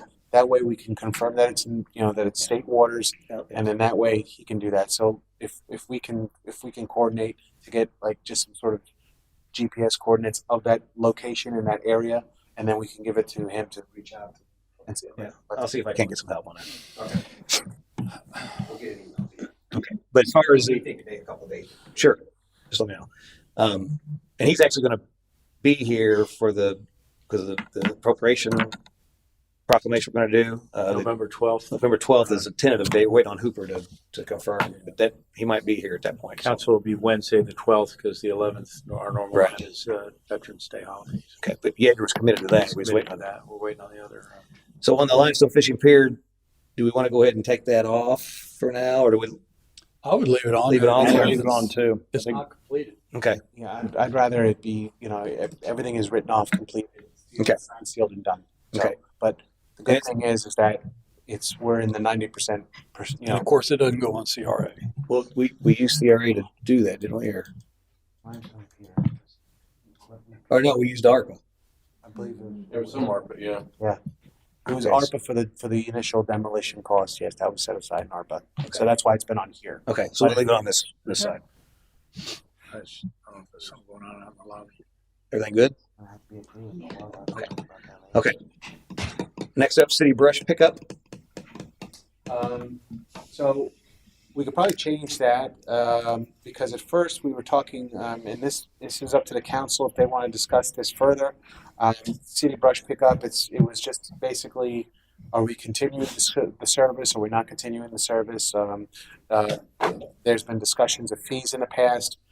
Currently, right now, the fire department and the public works utility director are coordinating to do do an air curtain, and burn the existing brush pile. Please fill in when we actually got approval to move forward with that from forestry. So if you want to go ahead and add to that. So after listening to Daryl and Sal and all the amount of money it's costing taxpayers to do that and mulch it up and do everything they're doing, we looked at the property. It's a pretty big piece of property, but it doesn't meet the total setback requirements unless we use an air curtain.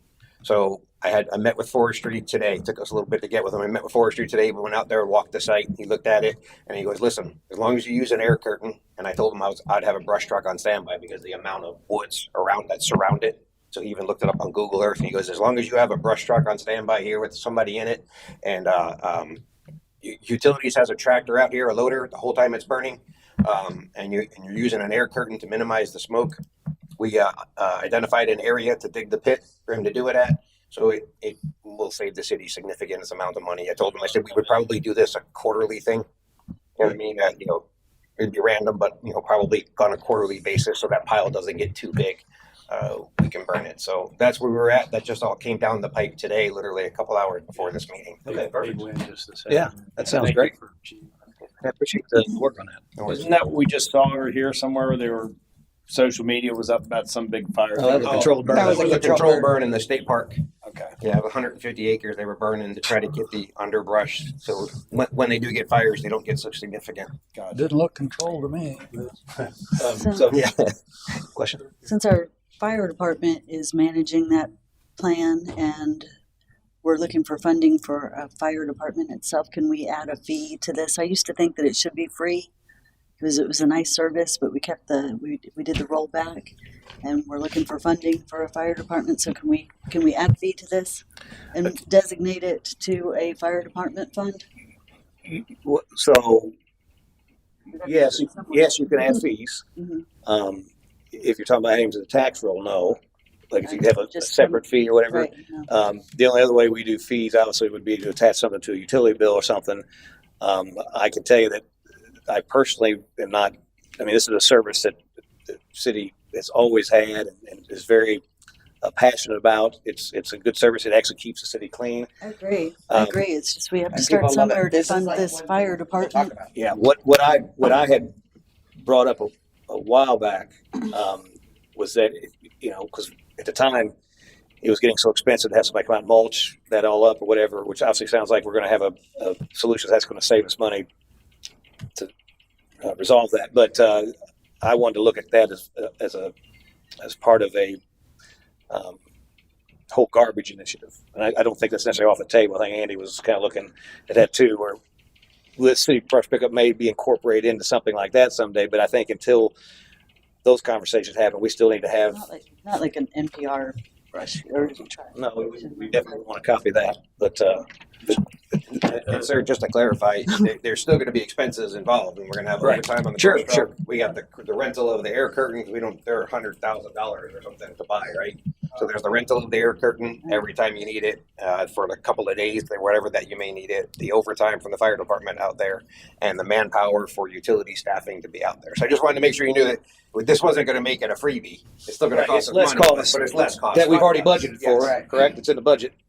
What's an air curtain? Hold on a second. What before? Is it budgeted? Well, I'm not going to say it was a budgeted item, but we have monies available in either utility fund or the general fund to get this done.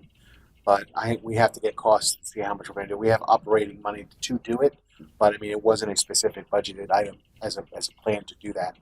But we do have operating monies to do that. But the fire chief is correct. We're going to have to have crew there as well with a backhoe machine just in case, to move the brush around, and stuff like that. So yeah, there are going to be rental fees, but I don't know the cost until I get Daryl to start reaching out. Now But that it we have sounds like it will be a reduction in cost of what it was taking us, right? Darryl and Sal would know more of the actual numbers that it was costing on that. It's going to be much cheaper than if we were to mulch the pile, Right. Because the last time I tried to get a piggyback with Newport Richie because they mulched their pile, it was going to, this was 3-4 years ago, it was going to cost us about $60,000 just to piggyback off that, off the mulching.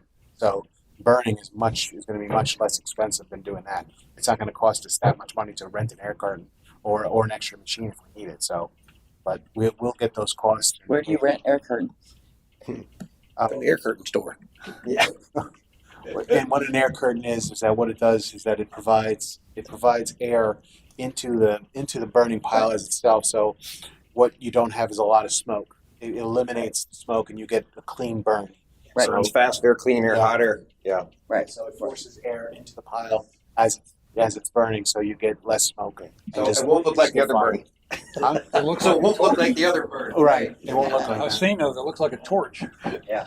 So do we need to leave this on for any reason? It sounds like other than we might discuss it later. Unless you're going to have a discussion about fees and imposing something like that, yes. If not, it's an operational thing that departments are handling. I recently had a meeting with our finance director, and he told me that if we were to get a BRICS grant for the fire department, that'd be great, but we don't have so much as the first dollar saved for a fire department. How do we, do we not need to be looking for an opportunity to get some money saved up for the matching grant on the fire department? Well, sure. And then we also appropriation process too. We ask the state to help us with that, and which we will be doing. The matching part? Well, there would be a match based on what we would ask. So let's say it's a $10 million fire station, and we go and we ask for $8 million with a $2 million our cost or whatever. So there would be a matching component. The finance director seems to think we don't have a dollar, and I'm trying to figure out how. Well, right. We need to start preparing for that for sure. Right. And maybe this. But it is. I think Is there not a capital item? Complain about that. Item for the next 5 years for that I firehouse? think a lot of people would I complain mean, a lot of about people will complain about a lot of things, but we have to get some money for a fire If I department. may, the mayor alluded to it. The first couple of days I was here, I asked my predecessor, "Who's our franchise hauler?" and he laughed because we don't have one. So that's a whole nother discussion that if we close this off, but I open some business soon, discussing a change. Now, I say Chopper just left, but And now we can talk bad about. I've got to proceed cautiously because they had quite a experience trying to change the overall garbage process next door in our sister city. So hopefully they'll we can get some lessons learned out of it. But we could overhaul the city and go with the franchise, so we collect franchise fees and we could target anything we get out of that towards saving for our next fire station. There were a lot of complaints about that. Yeah. There were a lot of complaints. People did not like that single server. No, I really didn't want to Yeah, do you're- that. You're monopolizing it. Brush fees already. People move brush from not in front of their house. It's be very hard to enforce. So I shouldn't waste a lot of time investigating a franchise hauler. Not what I'm hearing. Not what I'm hearing. We'll keep right it. now. It would take a lot of traffic off the roads, right? If you had one company that picked up, we could even start recycling. I'm of just it. telling you what I'm hearing right now. Yeah. There are more complaints than not. And I'm very aware of that because I attend all those meetings, and so keep in mind that the way that was implemented was really the problem. Some they tried to put it on tax bill, nobody wanted that. Some people advocated for the water bill. But there's a lot of things about that situation. What they had is they contracted with a single hauler, and the city was the biller. So you have a go-between. It's just doing the billing. It's not the service provider. So there was a lot of issues with how that was rolled out. And so obviously there's lessons to be learned there. I don't think that the idea itself is a bad idea if it's thought out, and not that Newport Richie didn't think it out because a lot of time went into that. But it's a change that you got to be very careful how you roll it out because the public needs to be buy into it. And whether To Councilman Sullivan's point, it's an income stream that many cities have that we don't have is that franchise fee, and so if we could be more efficient, have less trucks. And we on could the do road. that with multiple haulers. I mean, we don't collect a franchise fee at all. So they're running garbage in here and it didn't cost them anything. Yeah. I'd venture to say they only have business tax receipt, which they should because they do business in the city. But is that true? They don't have business tax receipts? Okay, so I think even with our current system, where it's totally on the resident to pick their hauler or whatever, we're not getting any franchise money from that like we do everything else. So we need to look at that for sure. So I think there's a bigger discussion around trash pickup and what we do going forward, how we do it. But definitely we need to get some income from it. So to that point, I wouldn't mind closing off the city brush truck because it's just ops normal as it's been for a long time. And then when we get our act together on presenting a recommended change to the whole garbage plan, that would become new business. Does that sound reasonable? I'm totally against it, but totally against. Get franchise. We're talking about the city brush pickup. Do we leave it on here or not? We can take it off here. No, I don't see why you need it. They got it under control, I think. Okay, so we can take it off? Yeah, we can take it off. And just to you're against franchising. Franchise fee is just charging so you understand, is we would charge a franchise fee to the haulers that operate in the city because they're making money off our residents and the city's not getting any money from that. It's a cost to do business in the city. It's just an increased cost to the citizen. They would potentially roll into the thing, but they're also, I think there's a limit on what they can actually charge. I think it's it. I need to look at that, but I'm not really for it. But okay, we talk about I later on. understand there's a lot of free riders too. People Right. that don't have any service at all, and that trash goes somewhere, and we pick it up. That is a much larger discussion, for sure. Yeah. So anyway, so city brush pickup, we'll take that off. I think we're good there. Grand Boulevard speed humps, tables, comprehensive safety action plan. So also we had the plan is completed. We actually talked about the speed humps last meeting, I think it was, or meeting before, where they staff was going to move forward to install those ones on Grand. So I think we still keep this on here. Yeah, I guess you got Ajax getting scheduled to do that, I guess. So And it could be within the scope of CRA because it's Grand Boulevard and it's safety and whatnot, which is in the plan. So, but it's a minimal cost too, so I don't know that it really matters one way or another. Probably, I don't want to take too much from the operational budget for the new year because this is what it's going to come off from the new year. So probably want to see if we can use this for CRA. It's going to be very minimal anyway, but regardless, I'd like to also take the safety action plan off and then add the 2 signs that we're going to put on Washington on this item. So that we can just keep council updated when that's done. But that's what I kind of want to convert it to. Why don't we definitely change the name of it to just something general as far as traffic safety measures, and we'll list those, the speed humps and the signs. Okay. Traffic calming measures. Traffic calming measures. That didn't sound calming. that's frustration. I'm fine now. That's a very good idea because and we can add to it as we're going to add to it because the police chief has some ideas that he wants to impose, 4-way stops, things like that. So I think keeping it general, like traffic calming or something like that, will be able to just keep council apprised of what changes we're doing throughout the year. Yeah, I think it's a great idea. Any objections to that? And should we move that to CRA? I would think keep it here for now, right? Huh? I think you keep it here for now. I would think as broad as it is, if you're making it that broad of a topic, it's probably best. Yeah, probably a good idea. Okay. Sure. If something fits CRA. Oh, then you're broader. Yeah, and we can always fund something out of there if we need to. So, okay, funds for CAC mural. We acted and approved a $2,000 budget. I don't know where they're at with that. I know they were CAC meeting. Yeah, you probably. They plan to start that end of October, I believe. We just have to submit our plans, our artwork to you. And I think, after our next meeting, we'll probably have that together. I hope. Cherokee had been working on that. Now Cherokee's leaving. So I know there were kind of, some turnover, I think. A little bit of turnover, but I think they had a plan for that. So okay. We should know more about that in October. Okay, well, it's probably fine where it's at then, too. Okay. Christine, you know who could do that? Is the guy from the Highway 19 thing in front of Sam's. Highway 19 sign? Or whatever, the 19 building. Yeah, where you does all the stuff on the side of his building. Oh, sure. He does a great job. Right. He's a little out there, but Yeah. he's out there in a good way. He's and an I think artist. it'd be perfect for the project. Right. I think they had some volunteers already. Yeah, he would be doing it for Leading free, that and project. he'd be much higher than $2,000, I think. But I mean, I bet we could ask. you let him put US 19, whatever And his I name know is on there or something. that Sherwin-Williams is giving paint as well. Oh, they are. A lot of paint. Oh, that's nice. Cool. Okay, I think it's good for where it's at. Next is Imagine Cody River Landing survey. Planning consultant is prepping statement of work for the next phases that include development of a regulated plan, comprehensive land use plan amendment, and development of land use code. CRA. Yes. And I'm trying to think of what exactly this has been here a while, I guess.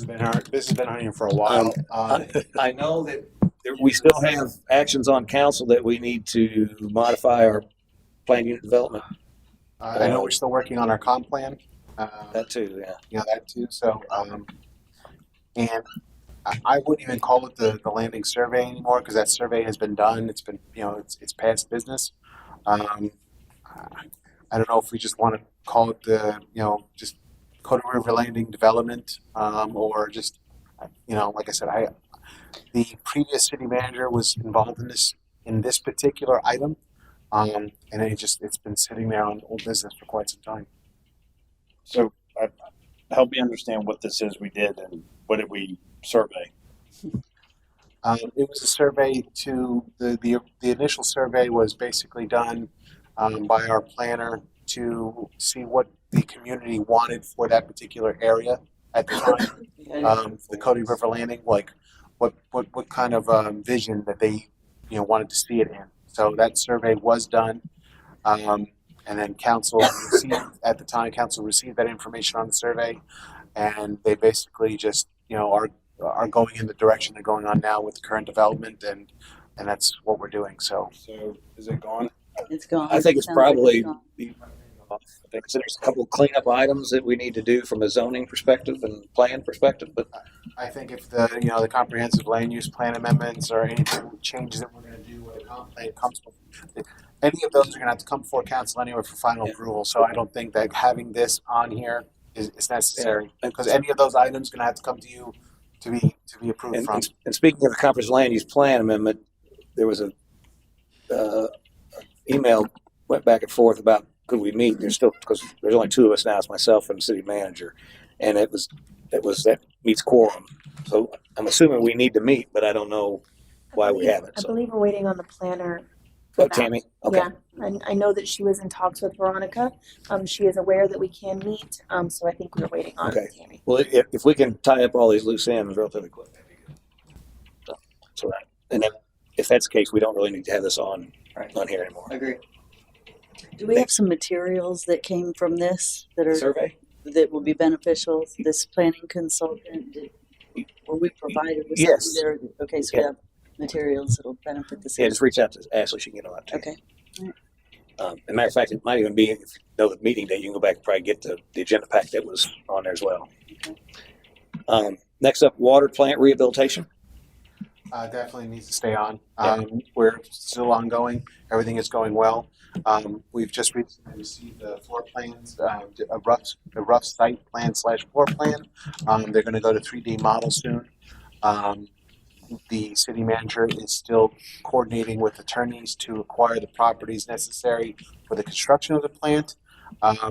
The also good news is that starting in this fiscal year, we are now going to be doing advanced payments with FDEP. So we're now on that program where before the city was initiating payment and then getting repaid for that. Now FDEP will pay it before we don't have to put forward anything. So now we're part of that program. So this is going to be a complete wash moving forward. Okay. We'll probably have a presentation to council from the Kim Creed, either one of the November meetings or the December meeting. So yeah, we've talked to them about that. Like giving council an update on what we're doing. Okay. And so that's day. The next is the dredging project. Also, that's underway. Stantec's out, probably been out in the water every day for the last couple weeks. I think they're out there doing the surveys and getting the job done, compiling data. We actually We actually sent them some reports for the DMMA site that the fire department had done. So the cost from Stantec will drop a little bit because it's studies that they don't have to do because the fire department literally just did the studies Nice. on the soil content and everything at the DMMA site because they were considering it a project site for the new firehouse. So I forwarded that information to Stantec, and they won't have to do that. So that's one less thing that they have to worry about. Okay. So, and they're still continuing. Did you say we had results of that test? Yes. But there is. I mean, I try to remember off the top of my head. There is high arsenic content in some of the spoil sites. So, and some spoil testing that they did. So more or less, they're gonna have to come out. Okay. Is the Weber Lane Canal on the dredge project? It's already been done. Yeah, it's been dredged. Well, so we thought, but I was on my little float just 2 days ago, and I noticed that at the end of the canal where the fire department would be, or where the dredge lot is full of junk. It's full of mud. Halfway out to the They canal. didn't get to the very end. They didn't get. At the very end. The very end. Yeah, Probably well, Behind silted your in too. house is, and a little bit, but then that's where it stops. But there's a lot. It changed a lot in the last year. From last year to this year, it's changed a lot. Well, was that finger kayak last week? Was that finger on the map for them to Stantec to do? Yep. No, it was not because it had been dredged. And then I So saw we that it didn't need was to do that. added on later, but I don't know if it was removed or not. So it's just something to check into because it's way different than it was last year. I'm wondering because I don't know if they can get a machine in there with the trees and everything. I mean, I was ducking with a kayak. The trees are really thick in there. But we're obviously some time away from actually putting the dredgers in the water, but right. I see the study. I can't remember if it was on there or not. It's just something to check into, and if there's any need to add it back in it, the canal has changed a lot in 1 year. But they can clean that out with a big backhoe. Yeah, they could do that. Yeah. Too. Yeah, you're right. It's easy access. Yeah, and I don't know if we had the seagrass study and all that done in there since I don't, like I said, it was dredged before. Yeah, that's what I'm saying. Recent I don't know history. if we So included it in this scope of work. I'd have to reach out to them. And It see. wasn't. But it would. I remember don't think it it was because Well, it was already done. So. Right. But When what you we- added that area, then I saw that they had highlighted all of Weber Lane, and I thought to mention it, but then I thought, well, maybe because of future plans, it was highlighted. So when you added the specific area you added, I had a Grand It Boulevard highlighted down that to Weber. Yeah. just down Grand Boulevard. So I did notice that it highlighted that canal. let me verify that real quick because that was a special meeting. Was the last one we had? You remember the date of that special meeting? It was last. It was in August, wasn't it? I'll tell you. It was in July 29th. Was it back to July? Let's see. I got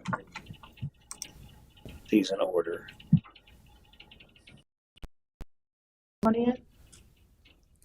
That's the one. August 20th. It's right for the July 29th. Pull that one up. Yes, this is the one. Let me just look here. Thank God Dave's there. Dave?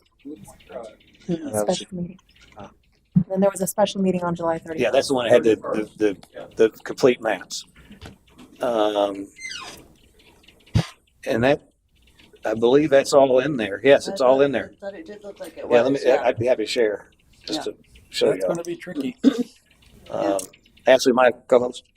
I'm sorry. My co-host, or can you make me co-host? You are a co-host. All right, thank you. Okay, so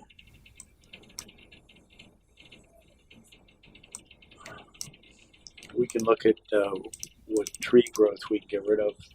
It's the far right bottom. Cut it out. A lot of that is Brazilian pepper trees.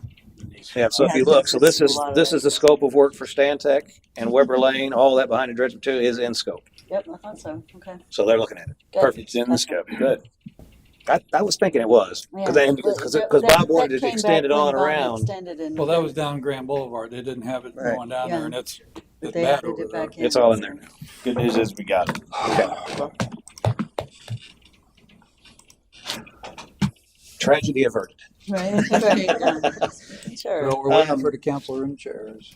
So I'm assuming we keep it here. There is the ability to address some dredging in CRA. There's some things around that one based on drainage and other things, but there is opportunity there. But so I think overall we probably leave it here now, and then if as we move forward, we may be able to tap into some of that to help actually do some of that project. But That's gonna be, I mean, worst case 3 years for total. For them to gather the permits and lock in the permits before we start doing actually pulling mud out of the ground. That's worse. That's the furthest out that he was concerned with Army Corps. But we probably have it before then. But we can decide at that time where we're going to start pulling money. But I think we leave it here we for should now. have those conversations sooner than later to continue this on. Make sure this project continues. Is to decide where the money's going to come from as far as getting boots on the ground. Yep. So good. Leave here. I would leave it there. Well, yeah, this project was taken out of the general fund, so for Stantec's work, so I would leave that here. Yeah. Okay. And then the last one is council room chairs, and I believe that's about to be. I was told Friday, so they should be here this Friday. We got one. Nobody sitting in it. I don't understand. What? That comfy chair right there. Nobody wants it. We probably need to put it in the middle so people can actually use it. Yeah, I could sit now. Yeah, Dan. You could have given us your input after a full meeting there, Dan. Yeah, we would have known how your butt felt after that. But the rest of them should be here. I was told Friday. The delivery should be Friday. So, like, we'll probably leave this on there for one more meeting. Yep, and then we should. Okay. Thank you for that, so. So that concludes old business. Is there any other old business? No. That want to go over? Okay. I was going to suggest, since we're kind of pushing our time limit, go ahead and next meeting when we go over this, we can prioritize them. Any objections to that? That's fine. Okay. Perfect. Okay. Next up is comments from Mayor City Council. Let's see. I'll start with Councilman Hubbard. There's a couple of things I want to discuss. I'm passionate about this, but it's really important. One is the need to have a hotel in the city. If you want to get put on a map and you want to show people you're open for business, you really kind of need a hotel. Not only does it earn a lot of revenue, but it obviously brings traffic and creates jobs. But the revenue is you get 6% shared tax on all the sales of the rooms or anything else that comes with that, dinners or whatever else goes in there. But you can also charge Pasco County, right here, I have it, Pasco County, 4% on any rooms that is rented out. So if you got a $200 room, you're going to get, $8, I guess, whatever it is. So you get 4%, you get all that money. The city gets all of it. So like 150 room hotel, between the taxes on the rent, the sales tax, and property tax, you get around $500,000 a year from that. So it's imperative if you want to increase revenue. That's one good way of doing it. For the ground it covers, it earns more revenue than anything else you can build on property per square foot. The biggest part of that also is you will put literally Port Richey on the map. Because Pasco County Tourism will promote the city. Not that they won't. They really like the idea of the observation deck on Brasher Park. I was talking to them, and they want to put a picture on in their book. That may not seem like a big deal, but it goes around the world, right, Adam? That gets promoted. Pasco County promotes around the world. So Port Richey would get promoted around the world. And that would be like an icon for people to see, the still house, and they could actually visit a replica. People want to visit just to see that sometimes. But it also, you're going to get a company in here that wants to promote a destination. A big dollar hotel or resort will promote that destination. They want to work with the city to bring traffic in.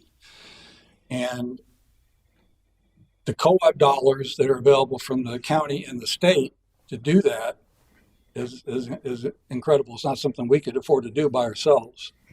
But it also show everybody we're in business, and it'll create interest for other businesses to come into the city. But to do that, we have to have our act together. Right now, the opportunity is Wyndham and Hilton are looking to build resorts somewhere in western Pasco County corridor. And Pasco Tourism, like, this is ideal if we have property available and we can show them that we are committed to help do something with traffic, help them generate traffic, and work with them to create a good destination.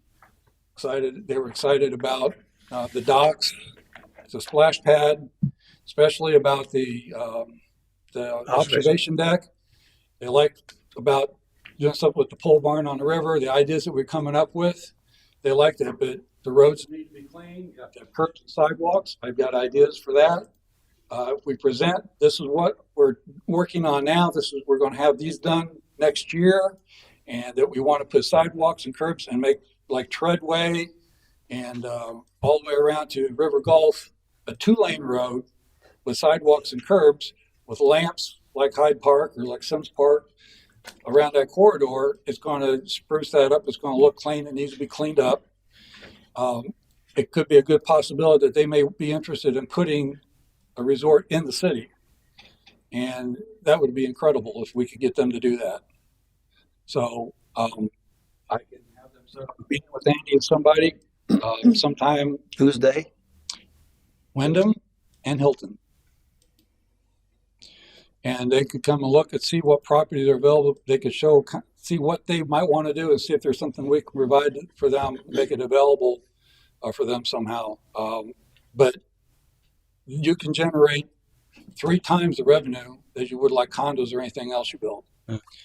So I got facts here. You got Cape Coral last year, fiscal 2023, $42.7 million was generated just through hotels. How much?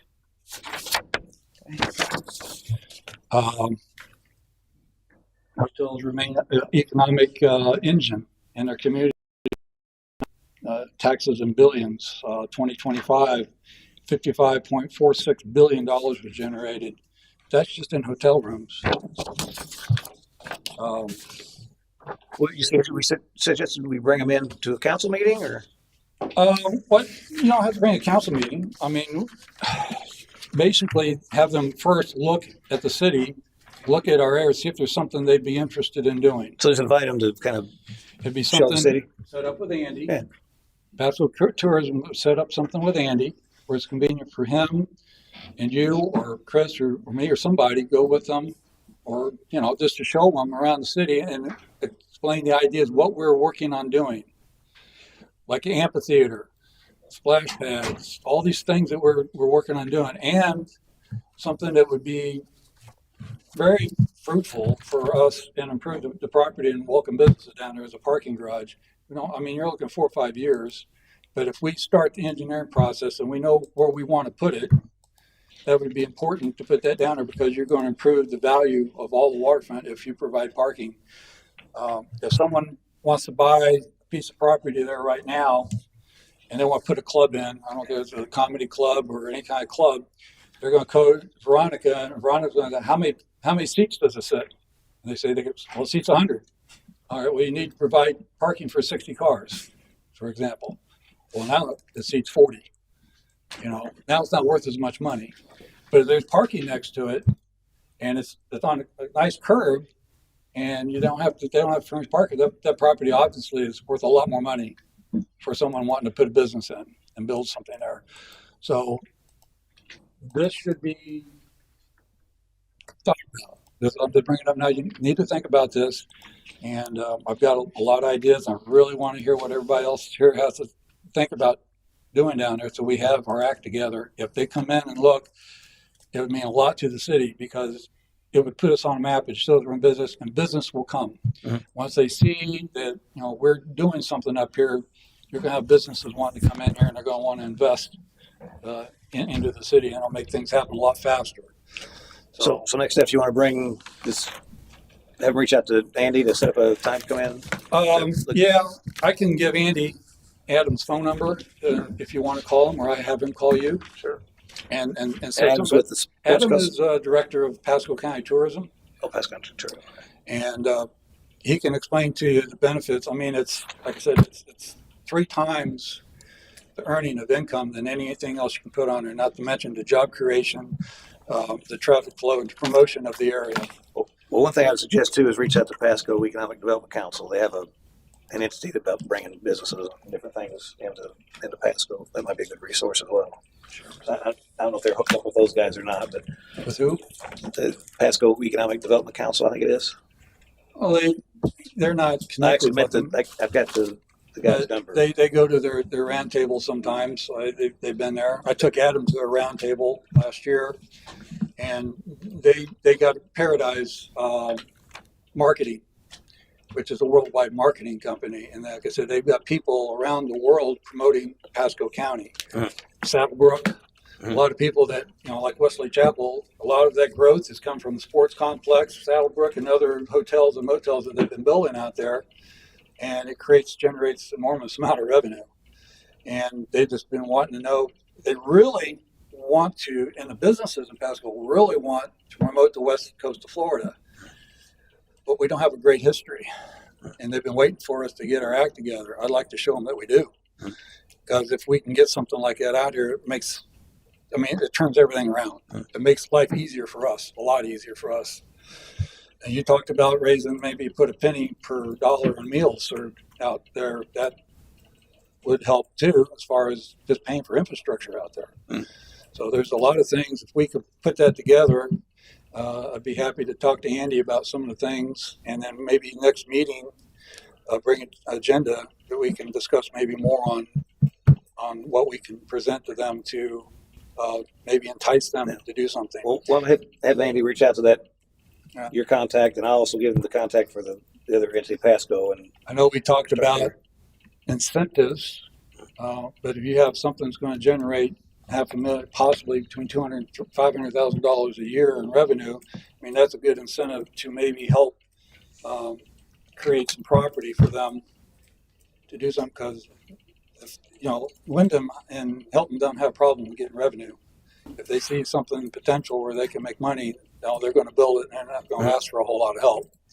If we have something we can provide for them. So anyway, something to think about next meeting. And one thing I'd like to also offer to the citizens in Pasco County, New Port Richey anyway, is a opportunity for them in the next ballot to have the option to vote to name a road after Charlie Kirk. Have you looked into that, Nancy? I did not have time since we spoke this morning. I apologize. Okay. Like we said, obviously there's no requirement that it start there. There's going to be hoops you have to go through. I have to look and see exactly what those hoops are.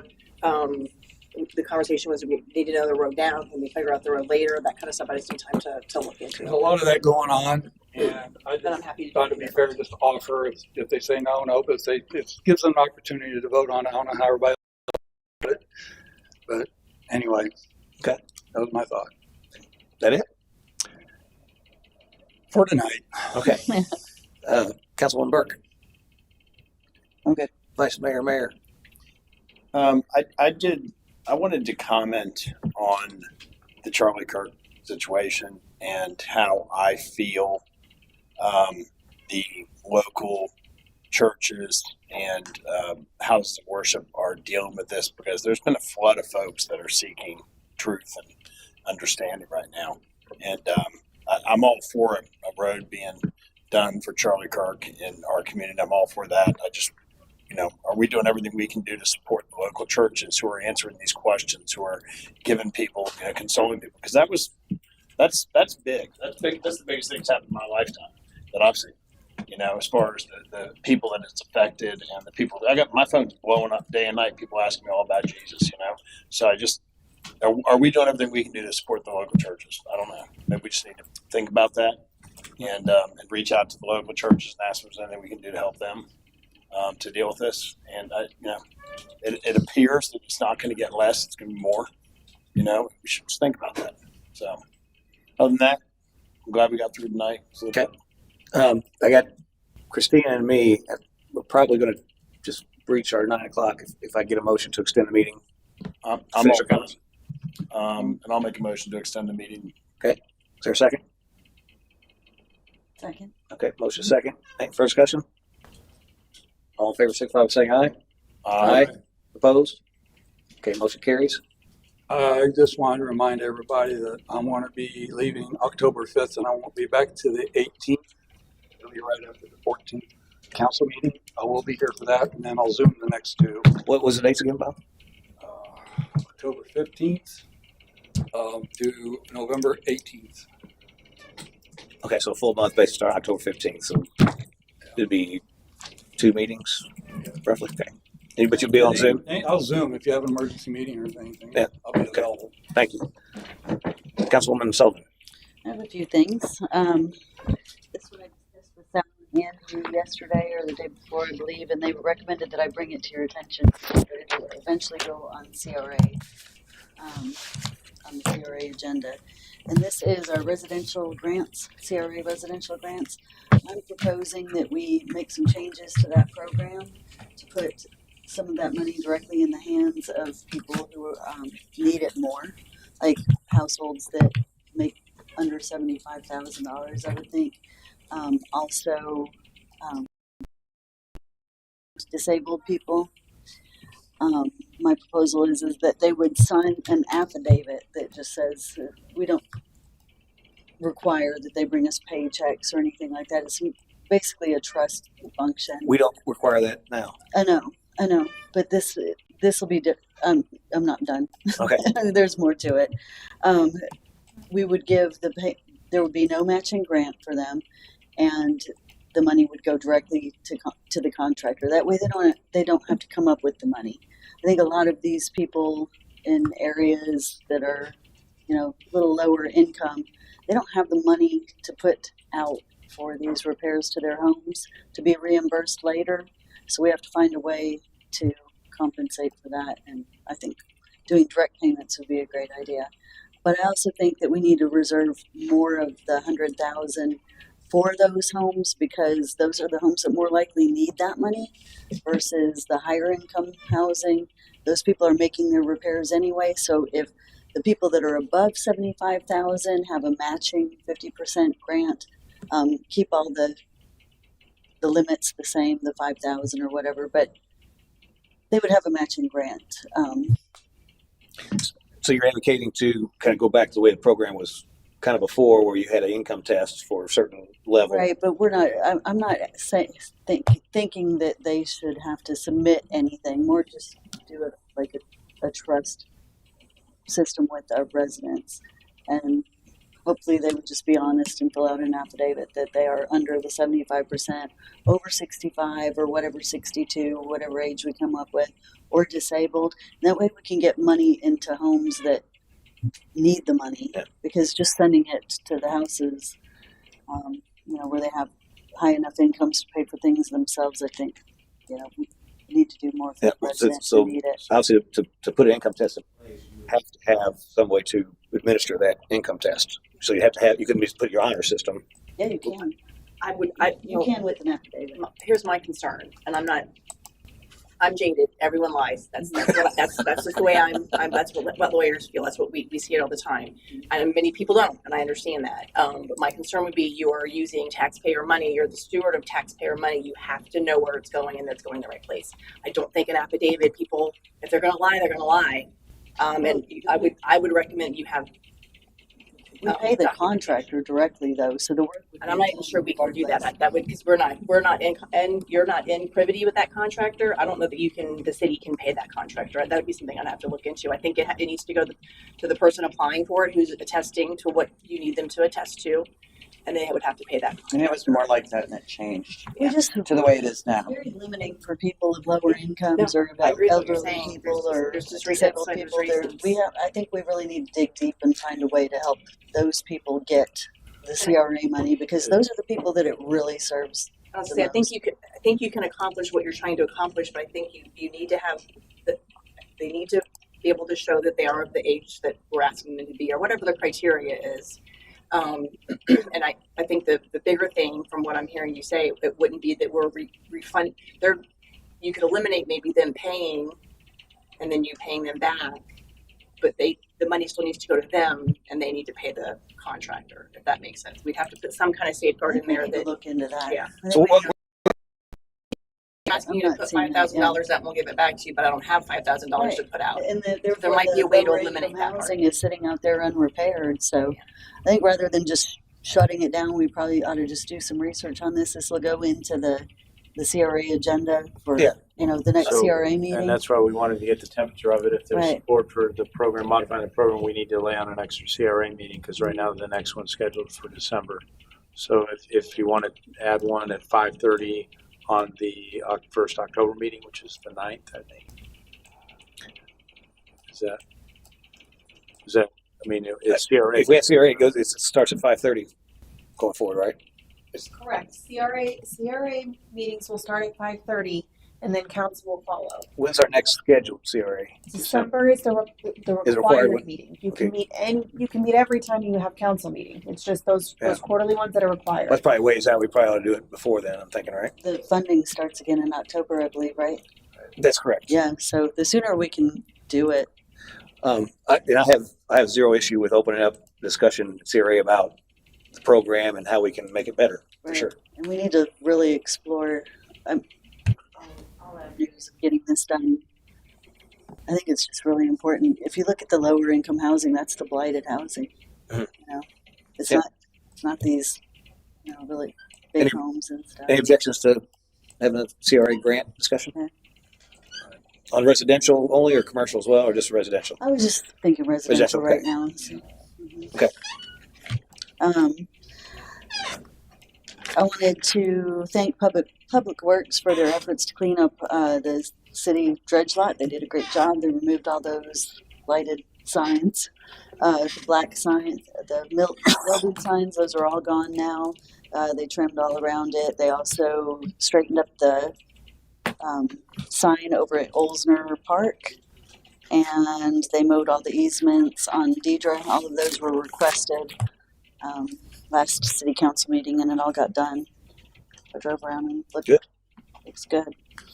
I still think we need to review the nuisance abatement ordinance to see if revisions are needed so the city can clean up chronic nuisances without any hassles, because I think I'm working with the city right now to start like with staff to start a project of before and after photos where we identify some blighted areas, take some before photos, get them cleaned up, put up after photos. They hit the city website. They can get shared to all of the other city websites, the private ones. And then residents can kind of see the cleanup efforts that we're making and before and after, stuff like that. Cool. But I think nuisance, if we can really double check our nuisance abatement ordinance to make sure that if we need to do something, the city needs to do something to correct, some violations, they can get in there and do that, as well as look at the ordinance on how we can collect as far as like non-ad valorem assessments on the tax roll. So, if we can get those into a, status report or something. I was requesting a status report from our legal, for all of our legal activities, so that we can see, because I kind of need to see myself. I never know, what's going on and what we're waiting on. But for me to plan things for the future, I kind of need to see what's going on. Yeah, we can start doing that. So if we could add that to a status report on the nuisance abatement and the non-valorem. The non-ad valorem we talked about, you're going to have Andy has to get a contract with. Yes, we can do status. I can give you guys updates each meeting if you want to do that about what here's the things the ordinances you're waiting on or whatever, and let you know where those are and the hierarchy thing. I'm happy to do that. We might have to add a spot for me on comments if you want me to talk every week. I don't have a spot. I don't need a spot, but if you want to keep track of that, that might be something to think about too. No, anytime we're on comments, if you have something you want to say, just let me know. I can do that. But the second one you brought up, the non-ad valorem, Andy or anyone he's delegated, I'm not sure if he himself is doing it, needs to get the contract with Pasco County, and then after that, all we need is a resolution. Cool. So that's just a matter of getting that contract. Yeah. Unfortunately, we won't be able to do anything until next tax season, but that right, that'll help a lot. And the first thing that was mentioned, the the nuisance stuff. There are provisions in the code that let code enforcement move or move out. I realize, but I think code enforcement process. They weren't using it. They are now. I think we sent out a couple of letters, or I'm not sure if he actually sent them, but I know he has them. We've drafted them. And it's very specific things you can do it on. But we can make that as a discussion item and bring the ordinance forward so you guys can look at that ordinance. To me bring like the code forward so you guys can talk about it. Yeah, it looks to me like it needs some work, so that we can do some of the things that.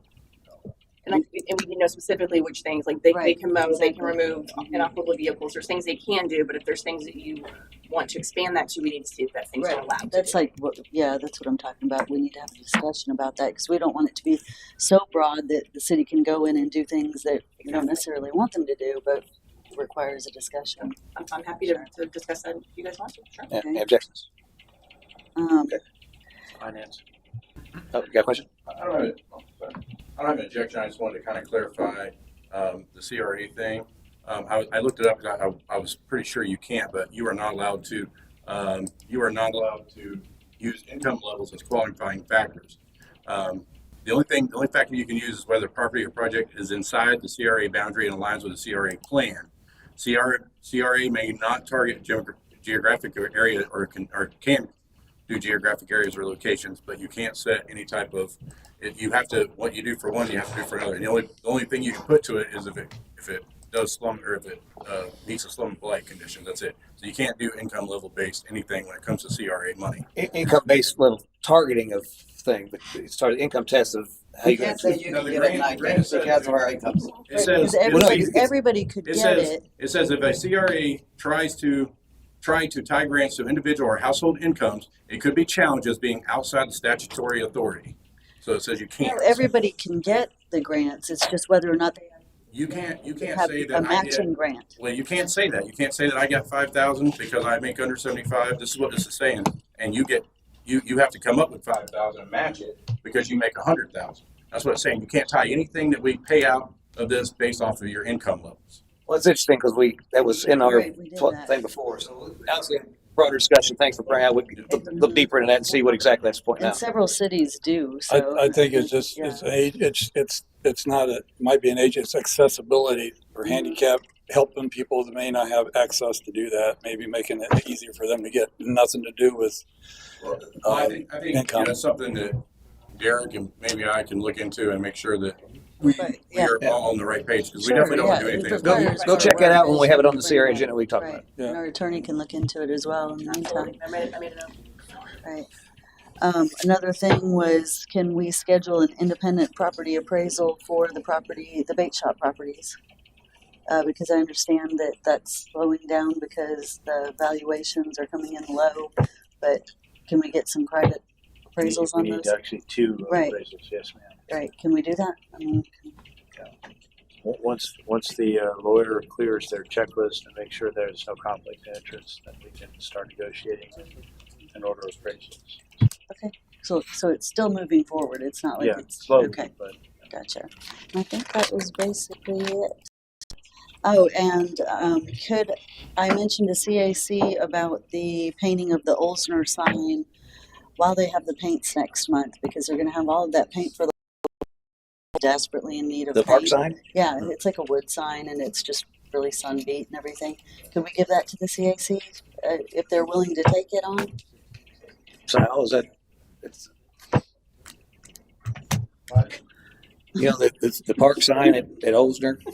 Why the paint stuff's over there for a mural? Can they paint the sign? I don't see why not. We can Public Works can coordinate with that to make sure if there's any prep work that needs to be done. But If they're willing, I don't even know if they're willing. I just wondered if I could present it to them. gone ahead to buy the materials because that's got to be invoiced and go through. They're getting a lot of it from Sherwin-Williams.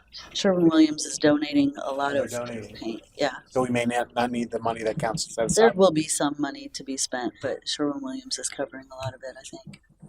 So I think it's not moving ahead like they had planned because Cherokee is leaving, and she had done the design work, so we're kind of stepping back a little bit on that design work, so might be a little bit later than we originally thought. We just discussed whether we need to carry over the $2,000 into the next FY. Right. It looks like it at this point. Oh yeah, I think so, definitely. That was Yeah, it. okay. I have two quick things on GAI consultants. Don't see anything on them. I don't think. We just heard from them today. I have been following up They- at an annoying rate They the were last couple of preoccupied, weeks, right? and they finally responded today and indicated that they have been all hands on deck for some big conference that they are involved with, and that they should be getting us a scope of work in the next couple of days. Okay, perfect. 'Cause we need to get that before council to see if we can employ those And guys. they've given us pretty much everything, other paperwork. Otherwise, just that scope of work needs to Okay. come through. And the last thing I have is, we talked about an amphitheater. I've reached out to the Morgan Group, obviously that owns the Honda place and has the Fort of Port Richey, and I've had Terrell Hopkins reach out to, I forget the guy's name, but one of the Morgans, and they're asking, what kind of money we would be asking for to put to that. And so obviously before we can actually go out and try to get funding for something like that from an outside source, which I think there would be if we couldn't get it all from them or majority, probably crowd fund that pretty easily with businesses to build something there. Is there any objections to us move forward on getting some kind of design put together so that we can get a cost that we can actually see and kind of move forward actually planning that so that we can nail down a cost that we can start trying to get money for? Absolutely. I'm all for that as long as we have a scope for the cost, so we're not like checking water. Right. I think we probably would ask for we'd like to build an amphitheater and ask for somebody that could do a design and probably put an RFP out to do that, or if we use engineering. Well, are we going to try and incorporate this as part of the park master plan and include that as like a total design for waterfront park, or is this a separate project? I think the design for waterfront park's a little bigger than that. So it would be a part of that, right? A piece, but I think in general we ought to be able to get a ballpark cost on what an amphitheater, based on a certain size or whatever, what might fit there. Just to we got something to work with. I mean, otherwise we're behind 8 ball. I like the idea that Chris has had over there. I think I talked about maybe if we could have a town hall over there at Waterfront Park, maybe, and discuss locations of all this and maybe where we're going to put these things. And that way it would help obviously with the cost. And when the engineer wants to look at it, we show them where we want it. Well, I don't think location necessarily. Right. I mean, you're going to build it. It's going to sit here. We I have- mean, there may be some ancillary costs. We have architects that live here who would like to do some pro bono work on like the field house and maybe the amphitheater, and maybe have them come over too. They might want to put their input on it and stuff like that. But I think if we had a town hall, hopefully we can get some citizens input to some of the ideas that we want to do over there. I mean, there's different stages of that, right? There's like the guy that's got the vision, he draws it all up, makes it look all pretty, and then there's another guy that makes it all make sense. So, I mean, if we're going to do an amphitheater, and we're going to get a design on that, when we get a design on what we really want to do down there, something big. So if we're going to do that, maybe Bob's got the right idea. Maybe get down there, get some public input, get some buy-in from the public. So when we go to get, to the voting booth, they're like, "Hey, I like those guys and what they're thinking." So maybe we should get some buy-in from. Sure. Like I said, in order to ask people for money to help do something, I need something to go off. No, that's what I'm all for that. But I think for us to come up with that scope of work to give somebody to design it up, we probably need a little bit of public input on that. Sure.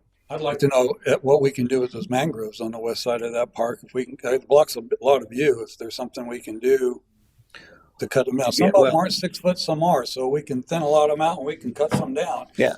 And whole amphitheater, just in general, I don't know if did you talk to FCT on if that's something that we could do? It's not going to be more or less. We're going to have to change because we've had a plan sent to them and it's going to have to be altered. So like a master plan for that park. So it's not going to be a problem of not doing it. It's going to be an issue if we have to submit that to them as part of a plan and they approve that plan. Okay. So could we agree to start some kind of a public meeting there to get input from the community? Is that hard to put together? Yep, I think so. I agree. You think it's hard to put together, or you think we should have? No, Would that be something, Andy? Would you put that together for us? Easy.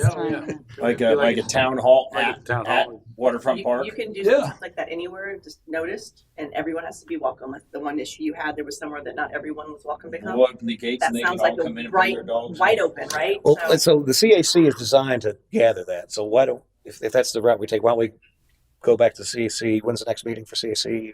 Next month? Coming up soon. So if we could maybe see what their input is and how they can engage citizens, and whether we set up a town hall or whatever, set up a poll on Facebook or whatever to try to get some I don't feedback. think a poll on Facebook is. No. Again, just No. whatever. It's like Just, two. or maybe it's an informal survey that we get sent out. Put it out there, but no, that poll. So you're saying no town hall at the No. I said No. I said CAC. Let CAC figure out what the best way is to engage the residents to get that feedback. If it is a town hall. Okay. Just I want to get our feet dirty. You know what I mean? I want to go out there, put our feet in the dirt, I know. look around and vision. we could definitely do that. So what any objection to have CAC kind of spearhead that? That's Are you it's a on great. CAC? I'm on CSO. So if you could take that back to CAC and Yep, that'd be you a guys run great with that. idea. You got a hand up in the audience, Mr. Mayor. Yeah. So there's no public comment during now. No. So save for next meeting with general public comment at the beginning. I apologize. Oh yeah. Yes. Okay. And with that, thank you. Oh, sounds. Sorry. I did have, I apologize, I know it's late, but I did have one more item that I wanted to discuss. Oh. We had a meeting with, these are the branding and wayfinding. Before you designs. is it okay to pull your motion, Adjourn? Because it's not a debatable thing. So. Yeah. Thank you. Okay, go ahead. So, Councilwoman Sullivan, myself, the city manager, our CRA resiliency coordinator Derek Smith, and Veronica Hanson, we all sat down and went through these concepts that were provided from us by KMA. We are having bi-weekly meetings with KMA. This is a CRA project, so I don't want to dive into it too much. This really isn't much of a voting type of item. We're basically, as per Vice Mayor, we wanted to provide all the concepts, but as a design committee, we went forward with numbers 1, 3, 7, and 10 as our short list. 1, 3, 7, and 10. Yes, as our short list. And we're going to ask for some modifications. Those notes are noted on each of these designs. But once again, even after that's provided, they're going to go to survey, public input, and whatnot to come even further. So we believe that these will also be changed going down further down the line. Okay, and these logos, this is not city logo. This is just for like signs and stuff. This would be our branding concept for everything from stationary to the sides of vehicles.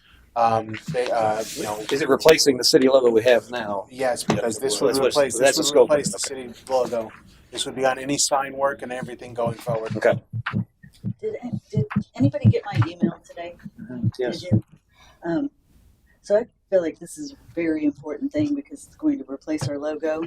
And I got home and I got to looking at those and I thought, just not digging these. I mean, they're so not what I expected to be looking at. So, I started playing around, and if I could share my screen, I just came up with some AI concepts. They are AI. You can have anything you want from AI. It could be nothing to do with any of these, but I just wanted to show you the difference and have us to continue to explore logos before we sign up for anything. I'm happy to see that, but it might be better to have an agenda item where we talk about it. It really should be discussed during CRA, yes. I mean, there's a huge difference in what you're seeing here versus what we could have. Sure. Well, and I do want to discuss that, but we had a timeline with KMA to, like I said, but if we're going to continue this at a CRA meeting, then I'm going to have to break that timeline, push this off, and we're not, this is going to take a while now to discuss because now we're going to be going through these concepts. What you sent was, when you think of a branding and type of branding and wayfinding, you have to you look at like concepts like Dell, like McDonald's, like Disney. They're very simple and basic, but you remember them because you know exactly what they are. The more complex that you make a logo or a thing, you're not going to see it. You're not going to remember it. Sure. Those pictures that you sent, as beautiful as they were, the thing is that they would be great for a T-shirt, a moment, something like Right. that. And I have no You're clue how to talking make a about logo. something that's going to last So the test. I was just playing. I don't know. You want to consider something like that's going to be the test of time. Mhm. Coca-Cola, for instance, the way that font is written is unique to them. And it's a very simple design. These concepts were made that way, so when you're driving down the road at 45 miles an hour, you see that sign and it pops out to you, the words Port Richie, the sunset, the still tone. You want to look at them as a basic concept and a basic design for so many different aspects, for just like I said, for people to see them, for people to remember them. For a maintenance standpoint, you want to think about, if the sign becomes damaged, replacing and repairing that sign, and things like that moving forward. If we want to look more into this, I'll talk to KMA about coming here and explaining more about what branding and wayfinding is. I'm assuming they are going to come and present, aren't they? Well, yeah. Once we had the short list, that was going to start gotcha. going forward. But the thing is that What are your thoughts on the? I'm good with these. Do you like them? Yeah, well, because what he's saying is correct. If you notice, most things are very popular are one word. Simple. Amazon, Walmart. I mean, they're all short. But it's the way it's Now, the way now- it looks. Exactly. Now What you- pops out about them? They can make these and get the right font and get a graphic behind it. I don't like welcome to the shore and more. I mean, Sounds like the a reality tic-tac. of it is. It sounds like they're you're. going to want several taglines that we. Yeah, It sounds like we live in Chesapeake or The something. reality of it is, regardless of what they come up with, we still get to look at it Absolutely. and make a decision. And I'm not seeing anything in here that I'm like, oh my gosh, that's it. I'm not seeing anything. No, but they can be tweaked. Well, and They're going to be tweaked. They have to be tweaked. one thing to keep in mind is there's no rush to No, that's do not. This is Yeah. the big deal. Yeah. Right. So Yeah, it it's a is. big deal. That's In why. 100 years. You know? Right. So So- I love the fact you're coming out of your, So- and doing stuff to make it show different stuff. If you I have no idea what I'm doing, but I'm saying I've done a you lot can of do logo stuff. anything If you could- want. Yeah. if you could send your stuff to Ashley so she could send it to council so we can see it. I don't want to take time now to do Apparently it. it's not what it's supposed to be. I still like to see it. I mean, it's not going to hurt to show Alright, it. Sure. Okay. So if you could send it out to everybody, and then I guess we'll have this on the next CRA meeting. I suggest putting this on the next CRA meeting, and I'll inform KMA that we're going to have to push this off, push the timeline off, just so we can. I do want the board and council to really look at these and understand the direction we're going. It is something that we're going to be investing in, especially in the sign work and signs throughout the city. But I also want everyone to understand is that when you do branding and wayfinding, you want to remember that you want to think of something that's going to signify Port Richie, but not be too complex and too much that you're not going to be able to absorb it all. You want something catchy. You want something that's going to stand out. So, and when I look at these and I see the sign work that's being done, the 3-dimensional layers and the metal framing that would go into it, that's where you want to think about. Is that you want to put all that into aspects before, and like I said, the pictures that she has are very good. I mean, they probably would be great for a flyer concept or some of our events and used towards that. But they're, as far as like making it into a sign, it would cost a significant amount of money to incorporate all the different colors, the shade, the artwork, which AI produced a lot. And like I said, you'll see the pictures and they are beautiful. But the thing is that when we think of branding and wayfinding, you want something that's, in a basic form, but pops to you, just like all your major companies do. The word Ford is just 4 letters, but look at the way it's written. You'll never forget it. You know exactly what it looks like when you see it. Yeah, I travel around a lot, like I said before, and I see a lot of the monument signs. What they are doing now, a lot of it, I'm sure they'll tell you, is a lot of signs are eye level. Like we were in Orlando and we wanted to go to the pet store, get something for the kitties, and she wanted to go to the Petco. So we knew where it was. We pull out and there's signs every block. They are all identical. They look like brass. And we could see Petco straight up, Petco straight up. Then you can see the next block, Petco with an arrow. You look, oh, there it is. It's very informative, and it all says at the bottom is west side, because you're west side of Orlando. And that's it, west side. You know what? So you know where you're at. You know what you're looking for. Everything's easy, but it's very professional, very clean, very neat, eye level monument type signs. There's no colors.